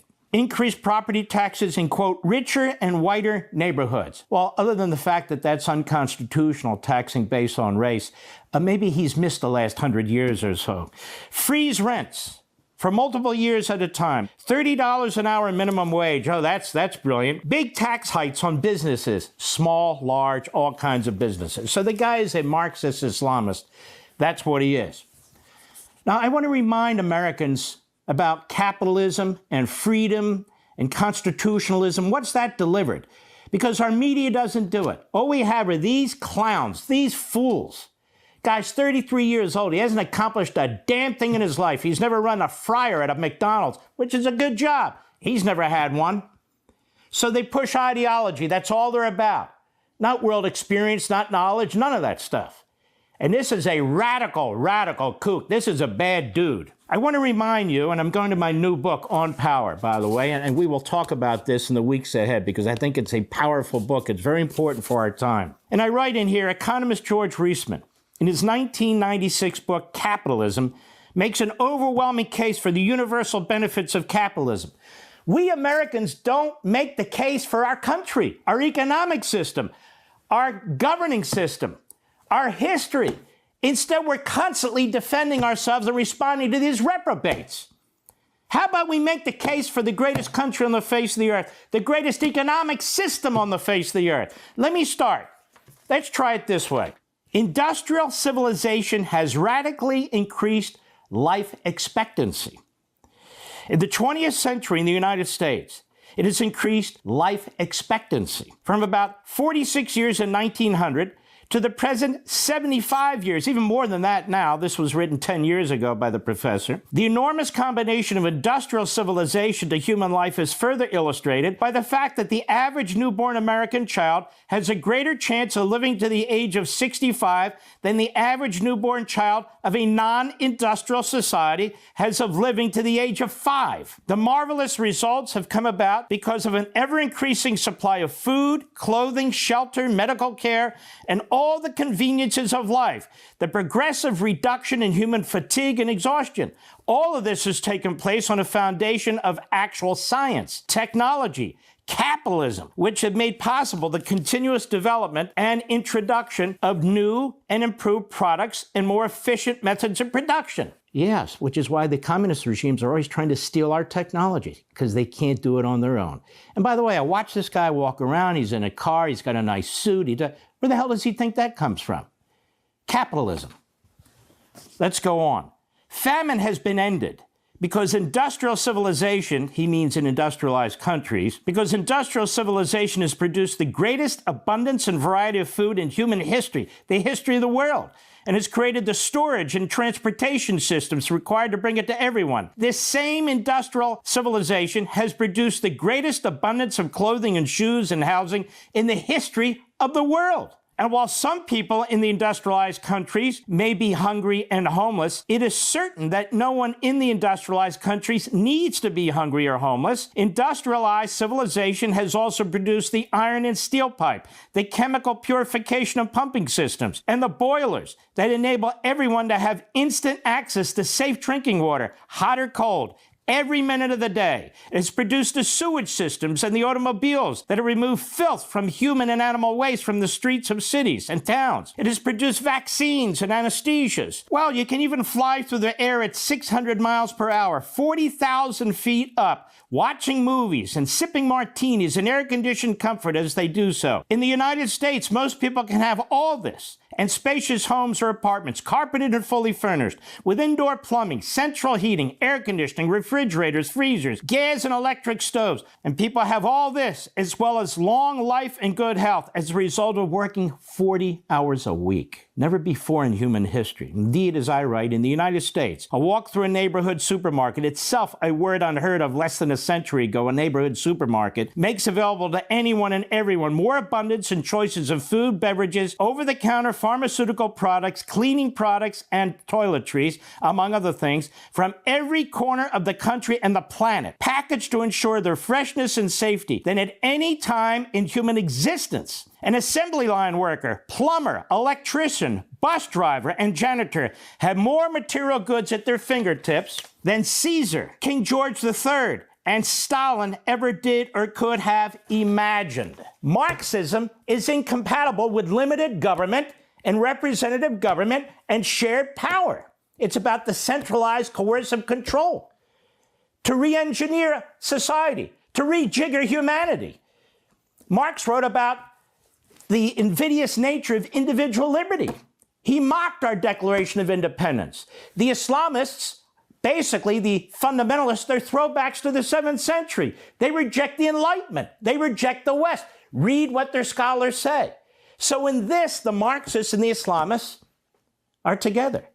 They're about coercion. They're about control. They're about centralization.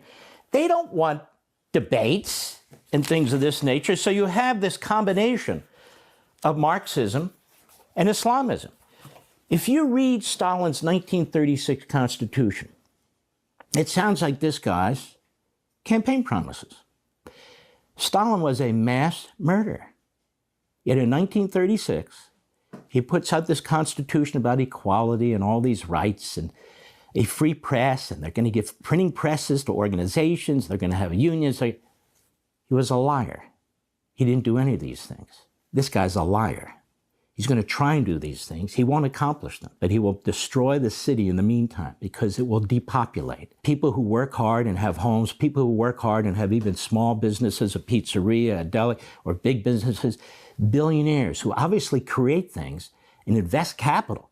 You don't have a skyline because of poor people. You have a skyline because of wealthy people. And those wealthy people, they're able to sell condominiums and rent apartments and create jobs. You need people who know what to do with steel and aluminum and cement. All these jobs, all these blue-collar jobs, all the benefits, the pensions, they all go away. People in that respect, like liberty, is like water. People will go where they have to go to accomplish what they want to accomplish and live the way they want to live. New York City will be depopulated, the state will be depopulated, so who's left to tax? The average person's going to be taxed. They're going to be impoverished. They won't have jobs. It's about time that we, constitutional conservatives, defend our belief system rather than simply condemn the other one, that we compare and contrast. You know what you lose when these types of people are elected? Your liberty. You know what you lose? The nuclear family. This wokeism is a new form of communism. It didn't just create itself. As I wrote in American Marxism, it's an Americanized, customized, tailorized form of Marxism to destroy the nuclear family. Why destroy the nuclear family? Because Marx, their hero, said, you must destroy the nuclear family. Why? Every social construct must be destroyed. The nuclear family, business communities, private property, all of it must be destroyed so we can find our paradise. Meanwhile, these people get rich, they get powerful, they rule with an iron fist. And so that is what's going on. That's what's at stake in this election in New York. And let me say something to the current mayor in New York, to Cuomo, and to my friend Curtis Sliwa. Cuomo, you have more baggage than JFK Airport. And you ran a lousy campaign in the Democrat primary. What makes you think you could win anything? And Mayor, you've been weak, you've been incompetent, and you're running very poorly. Curtis Sliwa, you're a dear friend. You're a Republican. So Republicans are not appreciated necessarily in New York, although Giuliani was and Bloomberg was before he made 4 switches to different parties and so forth. You 3 guys better get together. And you better figure out who runs against this guy. Or he will win by a plurality, not a majority, and it will be your fault. Uh-oh. The OG has spoken, Levin. Mark Levin has spoken. Okay, he actually interviewed Stephen Miller. Let's check that out as well. Let's check that Welcome out. back, America. We're here with Stephen Miller, as you know, is a great advisor to the President, White House Deputy Chief of Staff for Policy. Stephen Miller, to set the table, we're witnessing the greatest political and cultural power grab in the history of the West through this immigration process, the open borders, no vetting, no deportation. They have their judges in place to undermine everything our president wants to do. And now they've called out their violent militia, which they do from time to time, 2020 and other times.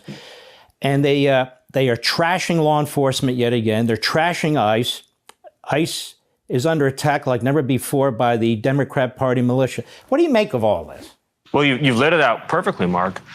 Let me zoom out a little bit and provide some broader historical context.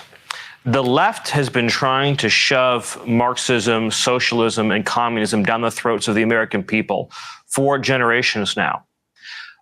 They ultimately were not able to do this during the Cold War because the middle class revolted against communism and Marxism and social engineering.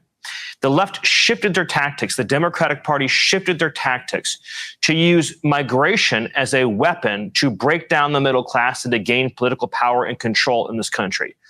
They used migration to destroy our public education system, to destroy our healthcare system, to destroy wages and working conditions for the middle class of this country, and in effect, to destroy social and community cohesion.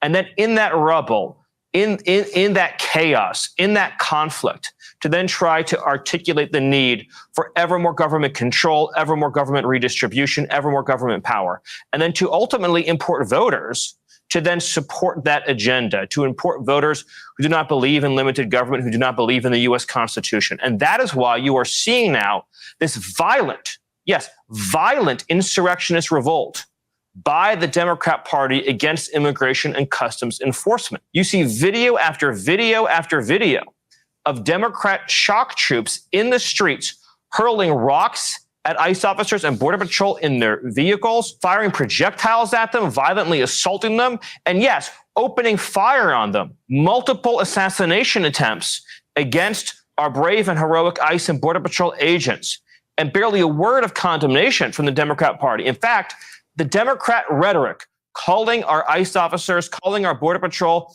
Nazis and Gestapos and fascists, demanding as they do that ICE leave their communities, this nullificationist rhetoric, all of which inspires and incites these domestic terror attacks against law enforcement. So we really are at a hinge point here for the West, a fulcrum point. President Trump campaigned and won on a historic mandate to empower ICE and Border Patrol, to restore the sovereign enforcement of our laws, and to get illegal and criminal aliens out of our country. He is delivering on that mandate each and every day. And now we see violent terrorist attacks against ICE and Border Patrol to try to slow their progress. So we need all patriotic Americans to speak with one clear voice in support of ICE and Border Patrol, in support of President Trump, so that we can carry out and fulfill this mandate that Americans voted for at the ballot box just a few months ago. So brilliantly put. Now, Stephen, I've made a comparison between this movement and the old Confederacy, which is this whole idea of sanctuary cities and sanctuary states, as if the Constitution doesn't give plenary authority to the federal government when it comes to immigration and so forth, specifically to the president. And so they are defying the Constitution while they're waving around the Constitution and talking about due process and free speech. Isn't this akin to that in the sense that they're trying to nullify federal immigration law? Yes, you are witnessing a secessionist movement in real time. You are witnessing an effort to nullify and invalidate the entire structure of the U.S. Constitution. When you see violent rioters and migrant mobs attacking federal law enforcement in Los Angeles, and then you see the mayor of Los Angeles not condemning the mobs, but saying over and over again, ICE out of our city, ICE out of our city. What the mayor of Los Angeles is saying is that she believes that Los Angeles is not part of our federal union, that Los Angeles is not subject to our national laws, not subject to federal law enforcement. So it is an effort in a very real sense to overthrow our whole constitutional design. No city in this country is immune from federal law enforcement, and no city can aid and abet an invasion of this country over the will of the American people, and the law enforcement officers empowered to enact the American people's will. So this really is, as you said, this is secessionist behavior, and it comes at a cost, at a massive cost to American lives. You have illegal aliens working in league with cartels and drug dealers who are poisoning our children, hundreds of thousands of Americans dead. You have the largest child trafficking movement in the history of the modern world. 500,000 minors trafficked into this country. And just in the last 24 hours, we have seen probably today another 20, 30, 40 kids that were rescued from child trafficking. And you will not hear a single word spoken by the Democrat Party thanking President Trump for rescuing these children. Very well said. Hey, Sean Hannity here. Hey, click here to subscribe.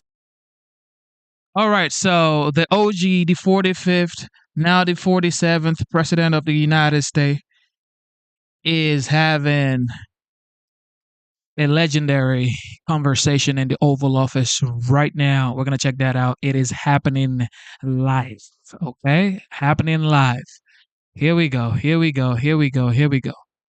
This is happening live, ladies and gentlemen. Want Europeans to pay for it, which is totally logical. And this is building on the tremendous success of the NATO summit. The 5%. We're going to take it all the way back. Also the decision to keep Ukraine strong. All the way back. All the way back. Defense industrial production. All right, here we go. Here we go. Double tap your screen, subscribe to the channel, like and share. Let's go. Great honor to have a friend of mine who's become very friendly over the last number of years. We knew each other before, but Mark is the head of NATO, Mark Rutte, Secretary General of NATO. Highly respected by everybody that knows him, but in particular the European countries. They have great reliance on him, and he's done a fantastic job. And we had a tremendous meeting, I guess it's about a month ago. And I think Mark will tell you that it was really perhaps more important the date of November 5th. That was the election day. Maybe that was the most important because we made tremendous progress together.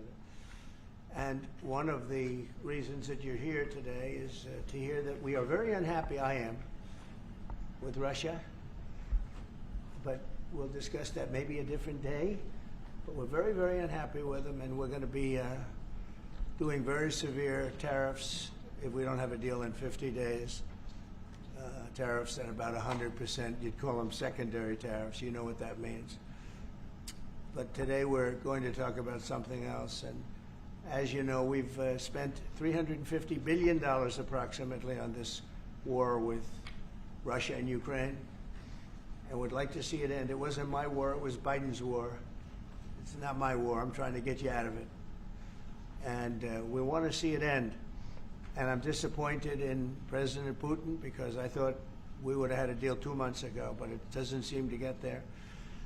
So based on that, we're going to be doing secondary tariffs if we don't have a deal in 50 days. It's very simple. And they'll be at 100%. And that's the way it is. That can be more simple. It's just the way it is. I hope we don't have to do it. But regardless, we are going to be we make the greatest military equipment in the world, whether it's missiles. You saw that recently in Iran, the way those planes flew in. They had every single, 14 bombs hit every target. Then you had the helicopters shoot a total of 30 bombs, 30 missiles, and they hit every single, Marco, is that right? Every single, Pete? Every single target. And it was, I guess, on a scale of 0 to 10, they say it was about a 15. That's how successful it was. That's how lethal it was, a word they like to use nowadays. But it was an amazing, well-organized attack that people in this country wanted to do for 24 years. You know, when we had the pilots in last week, they were saying, sir, we've been practicing this for 24 years, meaning people, not them, but other people that are a little older now. But they too, and you were the one that let us do it. But we've been practicing it 3 to 4 times a year for 22, 24 years because they always knew they had to stop Iran from doing what they were doing, which is trying to come up with a nuclear weapon, a nuclear bomb. And we did it very successfully. And we make the best equipment, the best missiles, the best of everything. The European nations know that. And we've made a deal today, and I'm going to have Mark speak about it, but we've made a deal today where we are going to be sending them weapons and they're going to be paying for them. The United States will not be having any payment made. We are not buying it, but we will manufacture it and they're going to be paying for it. Our last meeting of a month ago was very successful in that they agreed to 5%, which is more than $1 trillion a year, so they have a lot of money. And these are wealthy nations. They have a lot of money, and they want to do it. They feel very strongly about it, and we feel strongly about it, too. But we're in for a lot of money, and we don't want to do anymore, and we can't. But we make the best, and we're going to be sending the best to NATO, and in some cases to maybe at Mark's suggestion, if we go to Germany, where they're going to send early on missiles, and they'll be replaced, and NATO is going to take care of it. It's going to be coordinated by NATO, and they're going to work very much with Matt Whitaker, who's right here, who's a great ambassador, and Matt's going to be coordinated. You better do a good job, Matt. I will. But Matt's going to coordinate. He's a very talented guy. He's going to coordinate everything. So in a nutshell, we're going to make top-of-the-line weapons, and they'll be sent to NATO. NATO may choose to have certain of them sent to other countries where we can get a little additional speed, where the country will release something and it'll be mostly in the form of a replacement.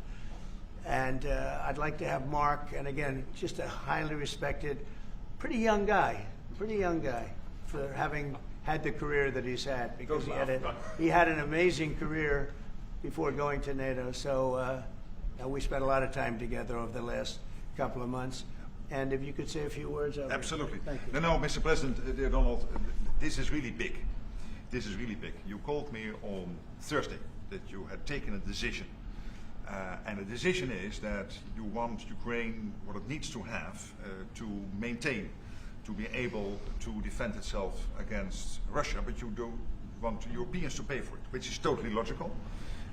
And this is building on the tremendous success of the NATO summit. The 5%, but also the decision to keep Ukraine strong and the decision to increase our defense industrial production.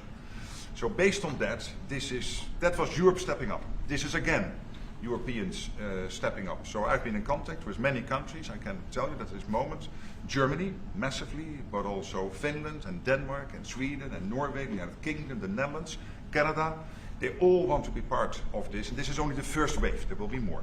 So what we will do is work through the NATO systems to make sure that we know what Ukrainians need, so that we can make packages. Of course, in a way, we discussed it this morning with Pete Hegseth at the Pentagon, in a way that, of course, the US will keep on its stockpiles necessary to defend this country. That's absolutely clear. But it will mean that Ukraine can get its hands on really massive numbers of military equipment, both for air defense, but also missiles, ammunition, etc., etc. So if I was Vladimir Putin today and hear you speaking about what you are planning to do in 50 days and this announcement, I would reconsider whether I should not take negotiations about Ukraine more seriously than I was doing at the moment, if I was Vladimir Putin. But when I'm Ukraine, I think this is really great news for them. So I really want to thank you for that, and it means the Europeans paying for it. And again, I mentioned all these countries, we will deal with that. And exactly as you said, it might also mean that countries will move equipment fast into Ukraine, and then the US later backfilling it, because speed is of the essence here. So really, thank you. This is important. You did a great job. It's a really great job. We've been very successful in settling wars. You have India, Pakistan, you have Rwanda and the Congo. That was going on for 30 years. India, by the way, and Pakistan would have been a nuclear war within another week, the way that was going. That was going very badly. And we did that through trade. I said, we're not going to talk to you about trade unless you get this thing settled. And they did. And they were both great leaders. And they were great. But Rwanda and the Congo, that was going on for 30 years. And at least 7 million people killed, and killed with a lot of pretty rough weapons like machetes, heads chopped off, going on for many years. You couldn't even get near the countries. Nobody wanted to get near. It's so frightening. And we got that one solved. Serbia, Kosovo, got that solved. That was going to be one that was going to happen. And again, that was something I used. I use trade for a lot of things, but it's great for settling wars. That was really very important. We're working, Marco is working very hard with everybody here on the Strip, the Gaza Strip. I call it the Gaza Strip, one of the worst real estate deals ever made. They gave up the oceanfront property, one of the worst deals ever made. But it was supposed to bring peace, and it didn't bring peace. It brought the opposite. But we're doing pretty well on Gaza. Steve Witkoff is here, and I think we could have something fairly soon to talk about. And we solved other one that we just seem to have, Armenia and Azerbaijan. It looks like that's going to come to a conclusion, successful conclusion. We worked on Egypt with our next door neighbor who is a good neighbor. They're friends of mine, but they happened to build a dam which closed up water going into a thing called the Nile. I think if I'm Egypt, I want to have water in the Nile, and we're working on that one. It's a problem, but it's going to get solved. They built one of the biggest dams in the world, a little bit outside of Egypt. You know about that? You've been hearing about that one. And that turned out to be a big problem. I don't know. I think the United States funded the dam. I don't know why they didn't solve the problem before they built the dam. But it's nice when the Nile River has water. It's a very important source of income and life. It's the life of Egypt. And to take that away is pretty incredible. But we think we're going to have that solved very quickly. So we do good. The only one we haven't been able to get to yet is Russia. And I'm not happy. And I will tell you that Ukraine wants to do something. Again, it's a war that should have never started. If I were president, it never would have happened. I used to speak to President Putin about it a lot. It was the apple of his eye. But once I saw what was going on, I said, they're gonna have a war here. I was outside. The election was rigged. And I was outside looking in. And I said, that thing's going to be a war. Couldn't believe it. Because what Biden said was the exact opposite of what should have been said. And it started, and it's a real mess. We're losing, I guess they're losing 5,000 or 6,000 people a day. It's actually now more. I was saying 5,000 a day. It's actually more now. Mostly soldiers, but a lot of people in cities and towns that are getting blown up too. It's a horrible war, and it should be stopped. And so if it's not done, if we don't have an agreement in 50 days, that's what we're doing. Secondary tariffs, and they're biting. And I hope we don't get to the point where we do, but I've been hearing so much talk. It's all talk. It's all talk, and then missiles go into Kiev and kill 60 people. It's got to stop. It's got to stop. But the purpose of this is to say that this is a very big deal we've made. This is billions of dollars worth of military equipment is going to be purchased from the United States, going to NATO, et cetera. And that's going to be quickly distributed to the battlefield. Ukraine will take it up. And, say what you want about Ukraine. When the war started, they had no chance. And they still would have had no chance if the equipment, they had the best equipment. Because we do make the best planes and missiles, and we make the best military equipment in the world by far. And we have new things coming out that are beyond belief. And I'm very excited about the Golden Dome. It's going to give us very strong protection. We've already started that. But they had courage, because somebody has to use that equipment. And they fought with tremendous courage, and they continue to fight with tremendous courage. But they don't have, they're losing on equipment, and Russia's really taken a very positive, very strong, what they've done the last couple of weeks. Without military reasons. So what they are doing is 700 drones a day, missiles, bombing cities. This is not because of military goals. It is just creating panic, keeping people out of their sleeps, hitting towns. It's really terrible, and it is meaning a lot of people lose their lives, but also the infrastructure, whole cities being they're wiping out the electric. It's going to take years to rebuild it. That's going to be the next problem. Because, but that's going to take a long time. Many of the cities are knocked down to the ground. Many of the people have left, but many have stayed. I don't know. They actually stay. And most have stayed. Actually, it's incredible that they stay, and knowing that a missile could be hitting your apartment house, and your apartment house that you're sitting in could collapse on top of you. And they do very heavy construction. They don't use rebar. They do very thick concrete construction. Those are heavy buildings, big buildings. And heavy buildings, and they collapse like they're made out of paper. It's unbelievable to see this happening with people, so many people being killed. So we think we're going to make progress, and we hope we're going to make progress. In the meantime, we're going to get you good service on what you need. And we really became friendly with NATO this last meeting. We went from 2% to 5%, which everyone said was not even a possibility. They weren't paying 2%. Many of them were paying much less than 2%. But even those, since you became president, all committed to the 2% before the summit. And now collectively we committed to the 5%.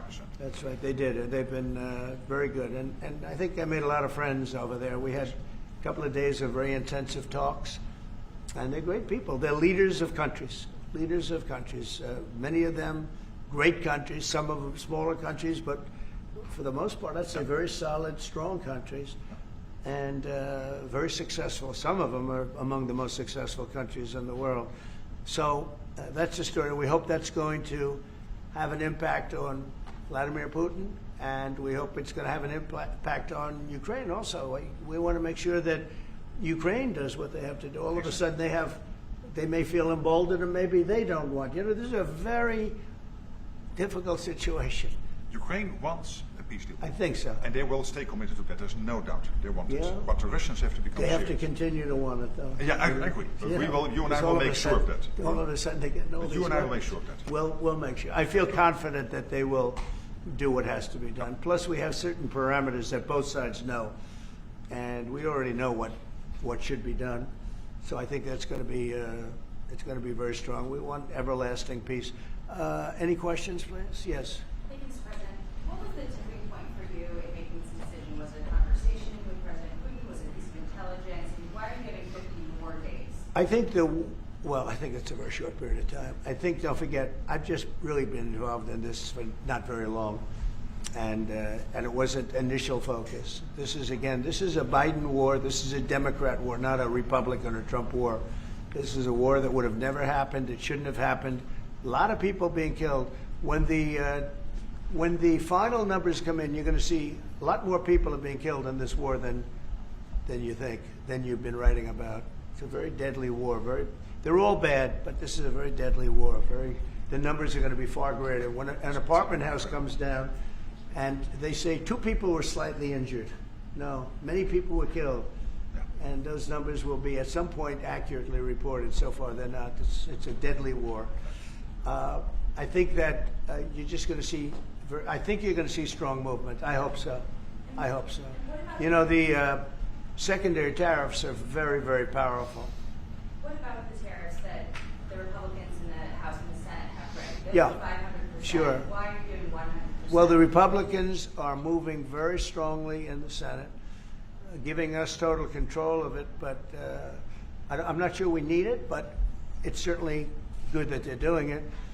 And Lindsey Graham's working hard. The whole John Thune, all of them, they're all working hard. And they're in coordination with Mike Johnson, Speaker in the House.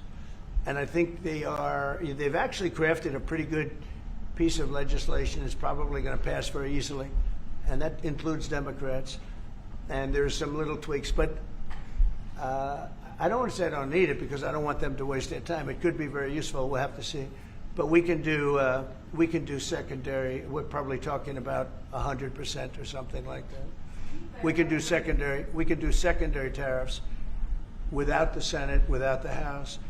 But what they're crafting also could be very good. So are you suggesting then that the Congress should move forward with those sanctions, the 500%, and that your 100 would be a separate additional action? Yeah, I mean, the 500 is, sort of meaningless after a while, because at a certain point it doesn't matter. It's not going to be, 100. 100 is going to serve the same function. But yeah, I have it at 100%. They may have it. I don't know what they're going to end up with. They may have it at 100 too. They may have it at 500. But they're doing some good work in the House, and I think in the House and the Senate. And as you know, they're coordinated, and they can have it done quickly. They said they'll have it as quickly as I need it. So we'll see. We're talking to him. In fact, John Thune's coming over later on to talk. Yeah, he's gonna come over and talk. Mr. President, isn't your view that Vladimir Putin is characterized his dedication? What? Isn't your view that Vladimir Putin misguided, Did he misguide us? Did not clarify his intention. Yeah. To appease Well. And what happens now in the next phase? You're going to see. I mean, we're going to go for a period of time. Maybe he'll start negotiating. And I think I felt, I don't know about you, Mark, but I felt that we had a deal about 4 times. Mm-hmm. And here we are, still talking about And he didn't send serious people to the negotiations. So I remember that you were able, with Marco Rubio and with Steve Witkoff, to get these talks going in Istanbul. Yep. I remember I was myself in Turkey for NATO business in May, and we really put pressure on the Ukrainians to send a senior team into Istanbul, and they did. But then the Russians came up with this historian explaining history of Russia since 1250.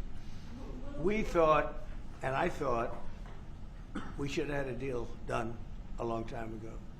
But it just keeps going on and on and on, and every night people are dying. A lot of people, a lot of Russian soldiers are dying, by the way, and a lot of Ukrainian soldiers too. But a lot of Russian soldiers are dying. 100,000 Russian soldiers since 1st of January. Since January, 100,000 Russian soldiers dead since January. So if anybody in Moscow is listening to this, again, 100,000 dead Russians since January. This is what President Putin is doing at the moment. Yeah, please. Will these be Patriot missiles specifically or Patriot batteries that you're planning? Everything. It's everything. It's Patriots. It's all of them. It's a full complement with the batteries. Yeah. When do you expect them to arrive? Well, we're going to have some come very soon, within days, actually, because a couple of the countries that have Patriots are going to swap over and will replace the Patriots with the ones they have, and Matt will coordinate with NATO. But so it's going to be, they're going to start arriving very soon. And this afternoon, Boris Pistorius, the German defense minister, is visiting Pete Hegseth, the Secretary of Defense, and we'll discuss also, I think, on this whole Patriot thing. Norway is involved, so that's on the Patriots, but this whole deal is also about missiles, about ammunition, so it's broader than Patriots. We have one country that has 17 Patriots getting ready to be shipped. They're not going to need them for them. So we're going to work a deal where the 17 will go, or a big portion of the 17 will go to the war site. Mr. President. And that can be done very quickly. Mr. President. Yeah, please. Could this transaction with NATO be viewed as a step towards achieving peace, letting Putin know that now Zelensky has a little bit more powerful tools in his tool chest, and maybe that brings him to the table to achieve peace? I know that you want to do that. Brian, that's what we've been saying. I think you might have expressed it better if you want another two. That's exactly what. That was a summary. That was a nice summary. You might. I think he's done better than us. He's a very good guy. I can tell you that. But no, it's well said. Yeah, I think this is a chance at getting peace, or it's just going to be the same thing. And I have to tell you, Europe has a lot of spirit for this war. A lot of people, you know, when I first got involved, I really didn't think they did, but they do. And I saw that a month ago when you were there, most of you, many of you were there. The level of esprit de corps, spirit that they have is amazing. They really think it's a very, very important thing to do, or they wouldn't be doing it. Look, they're agreeing to, just, you know, they're paying for everything. We're not paying anymore. We have an ocean separating us. I said, we have a problem. We make the best stuff, but we can't keep doing this. And Biden should have done this years ago. He should have done it from the beginning, but he didn't. He didn't know he was there. This guy, what a horrible job they did for this country. And I just hope between the border and this and so many other, inflation, what a horrible administration. The worst administration in history, in my opinion. It's not my opinion. I think it's everybody's opinion. But this is something that shouldn't have happened, and we're going to see if we can end it. I do want to make one statement. Again, I said it before. This is not Trump's war. We're here to try and get it finished and settled and whatever. Because nobody wins with this. This is a loser from every standpoint. From day this one. was Biden, and this was other people. And it's very sad. It's a very sad situation. This gentleman's doing a great job. He's going to. I think he's going to get it, and Matt and everybody else that's working on it. I think he'll get this thing over with, hopefully. Mr. President, you've praised European countries today as standing up for Ukraine as being strong. Will you allow them to continue to negotiate tariffs lower than 30% before August 1st, or is the deal set? What does that mean? You mean you're talking about the tariffs? Oh, you're back on tariffs. You're on a more friendly tariff, right? A little bit more friendly tariff. No, we're going to be talking to people. We have, you know, I watched the show this morning. They were talking about, well, when's he going to make the deal? The deals are already made. The letters are the deals. The deals are made. There are no deals to make. They would like to do a different kind of a deal, and we're always open to talk. We are open to talk, including to Europe. In fact, they're coming over. They'd like to talk to us. Mr. President, is there any concern about the U.S. stockpiles? There was a pause in delivery of weaponry to Ukraine in order to evaluate apparently U.S. stockpiles. What evaluation. I mean, this was a very big, what we're talking about today is a very, very big day. And what Pete was doing, and me too, I knew what Pete was doing, was evaluation, because we knew this was going to happen. And now we actually announced it. They voted on it. It's all been done. So obviously that has a big impact on, you know, when you say pause, obviously you're not going to be doing things if you don't know what's going to happen here. But we were pretty sure this was going to happen, so we did a little bit of a pause. But this is a very big, this is a very big event today. This is something very big. If it escalates further, how far are you willing to go in response? In what? In what? How far are you willing to go if Putin were to escalate, send more bombs? Don't ask me a question like that. How far? I don't know. I want to get the war settled. They're not Americans that are dying in it, and you know I have a problem, and JD has a problem. It's a stance that he's had for a long time. They're not Americans dying, but there are a lot of people dying, and on something that should be able to be settled, and we all agree with that. This group of people, you know, we want to defend our country, but you know, ultimately, having a strong Europe is a very good thing. It's a very good thing. So I'm okay with that. Yeah, please, in the back. Yeah, is there a ceiling on what the Europeans are willing to pay for? And it sounds like, well, are you ruling out the U.S. paying for some from the conditional weapons to withdraw that authority? Shall I try to answer Please. that? Because basically what the president is saying, that he is willing, of course, taking consideration what the U.S. needs itself. So it's not that you can have a shopping list and you can order whatever you want, because the U.S. has to make sure that the U.S. keeps his hand on what the U.S. needs also to keep the whole world safe, because in the end you are the police agent of the whole world. You are the most powerful nation on earth, the most powerful military on earth. But given that, the US has decided to indeed massively supply Ukraine with what is necessary through NATO. Europeans 100% paying for that. And what we have been doing over the last couple of days is talking with countries, and I just mentioned the ones who in the first wave immediately said, we want to chip in. And then you are really talking about big numbers. Take Germany visiting today. They are really talking about big numbers. I will say that I spoke with Germany, spoke with most of the larger countries, and they are really enthusiastic about this. They want to, and you know, they're willing to go very far. I will tell you, you know, as per your question, how far would I go? They want to go very far. They don't want this to happen. That's why I think from Putin's standpoint, it would really be good. He gets the country, his economy is doing very poorly, and he's got to get his economy back. He's got to save his economy. He could save his country in a sense, but the economy can destroy. He's destroyed a lot of countries over the years. He wants to get that economy back. And, you know, he's got a great country for trading and other things. If they could use the assets instead of war, he's got some tremendous potential. That's what I would say. How did you deliver this news to Putin, sir? Say? How did you tell Putin this was happening? I speak to him a lot about getting this thing done.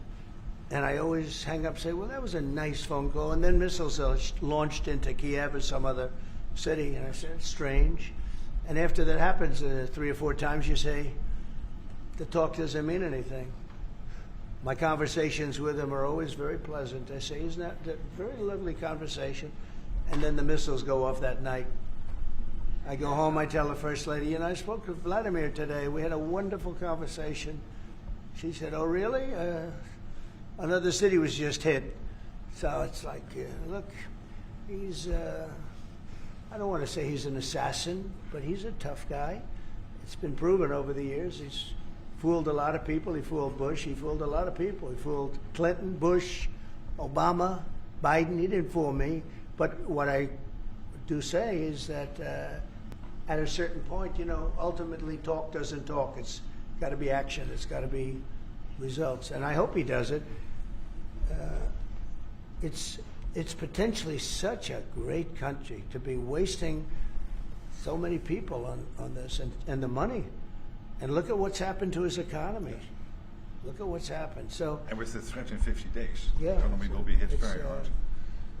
I mean, look, I hope he's going to do it. He knows the deal. He knows what a fair deal is. If there is such a thing as a fair deal, there's no winners here. This is a loser. This is a loser. And I dealt with him from the beginning. It wouldn't have happened, but I will say Ukraine was the apple of his eye. We talk about it. It was the apple of his eye, but it wasn't going to happen. And he understood that. It wasn't going to happen. And then I noticed, after I was out, I noticed soldiers forming at the border. Yeah. And then I heard horrible, stupid things being said from the other side.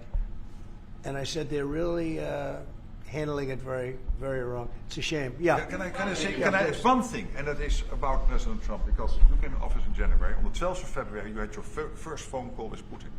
I think you did exactly what I hoped you would do. That is breaking the deadlock, starting the conversation, because you have to test him. I know Putin very well from the days when I was Prime Minister in the Netherlands. You have to test him. And you did this, and you really gave him a chance to be serious, to get to the table, to start negotiations. Steve Witkoff, Marco Rubio, we all tried to help you. But you've now come to a point where you say, well, hey... We actually thought we had probably 4 times a deal. Yeah. I mean, you were called and you said, this looks good. Yeah. And then the deal wouldn't happen because bombs would be thrown out that night and you'd say, we're not making any deals. It was like...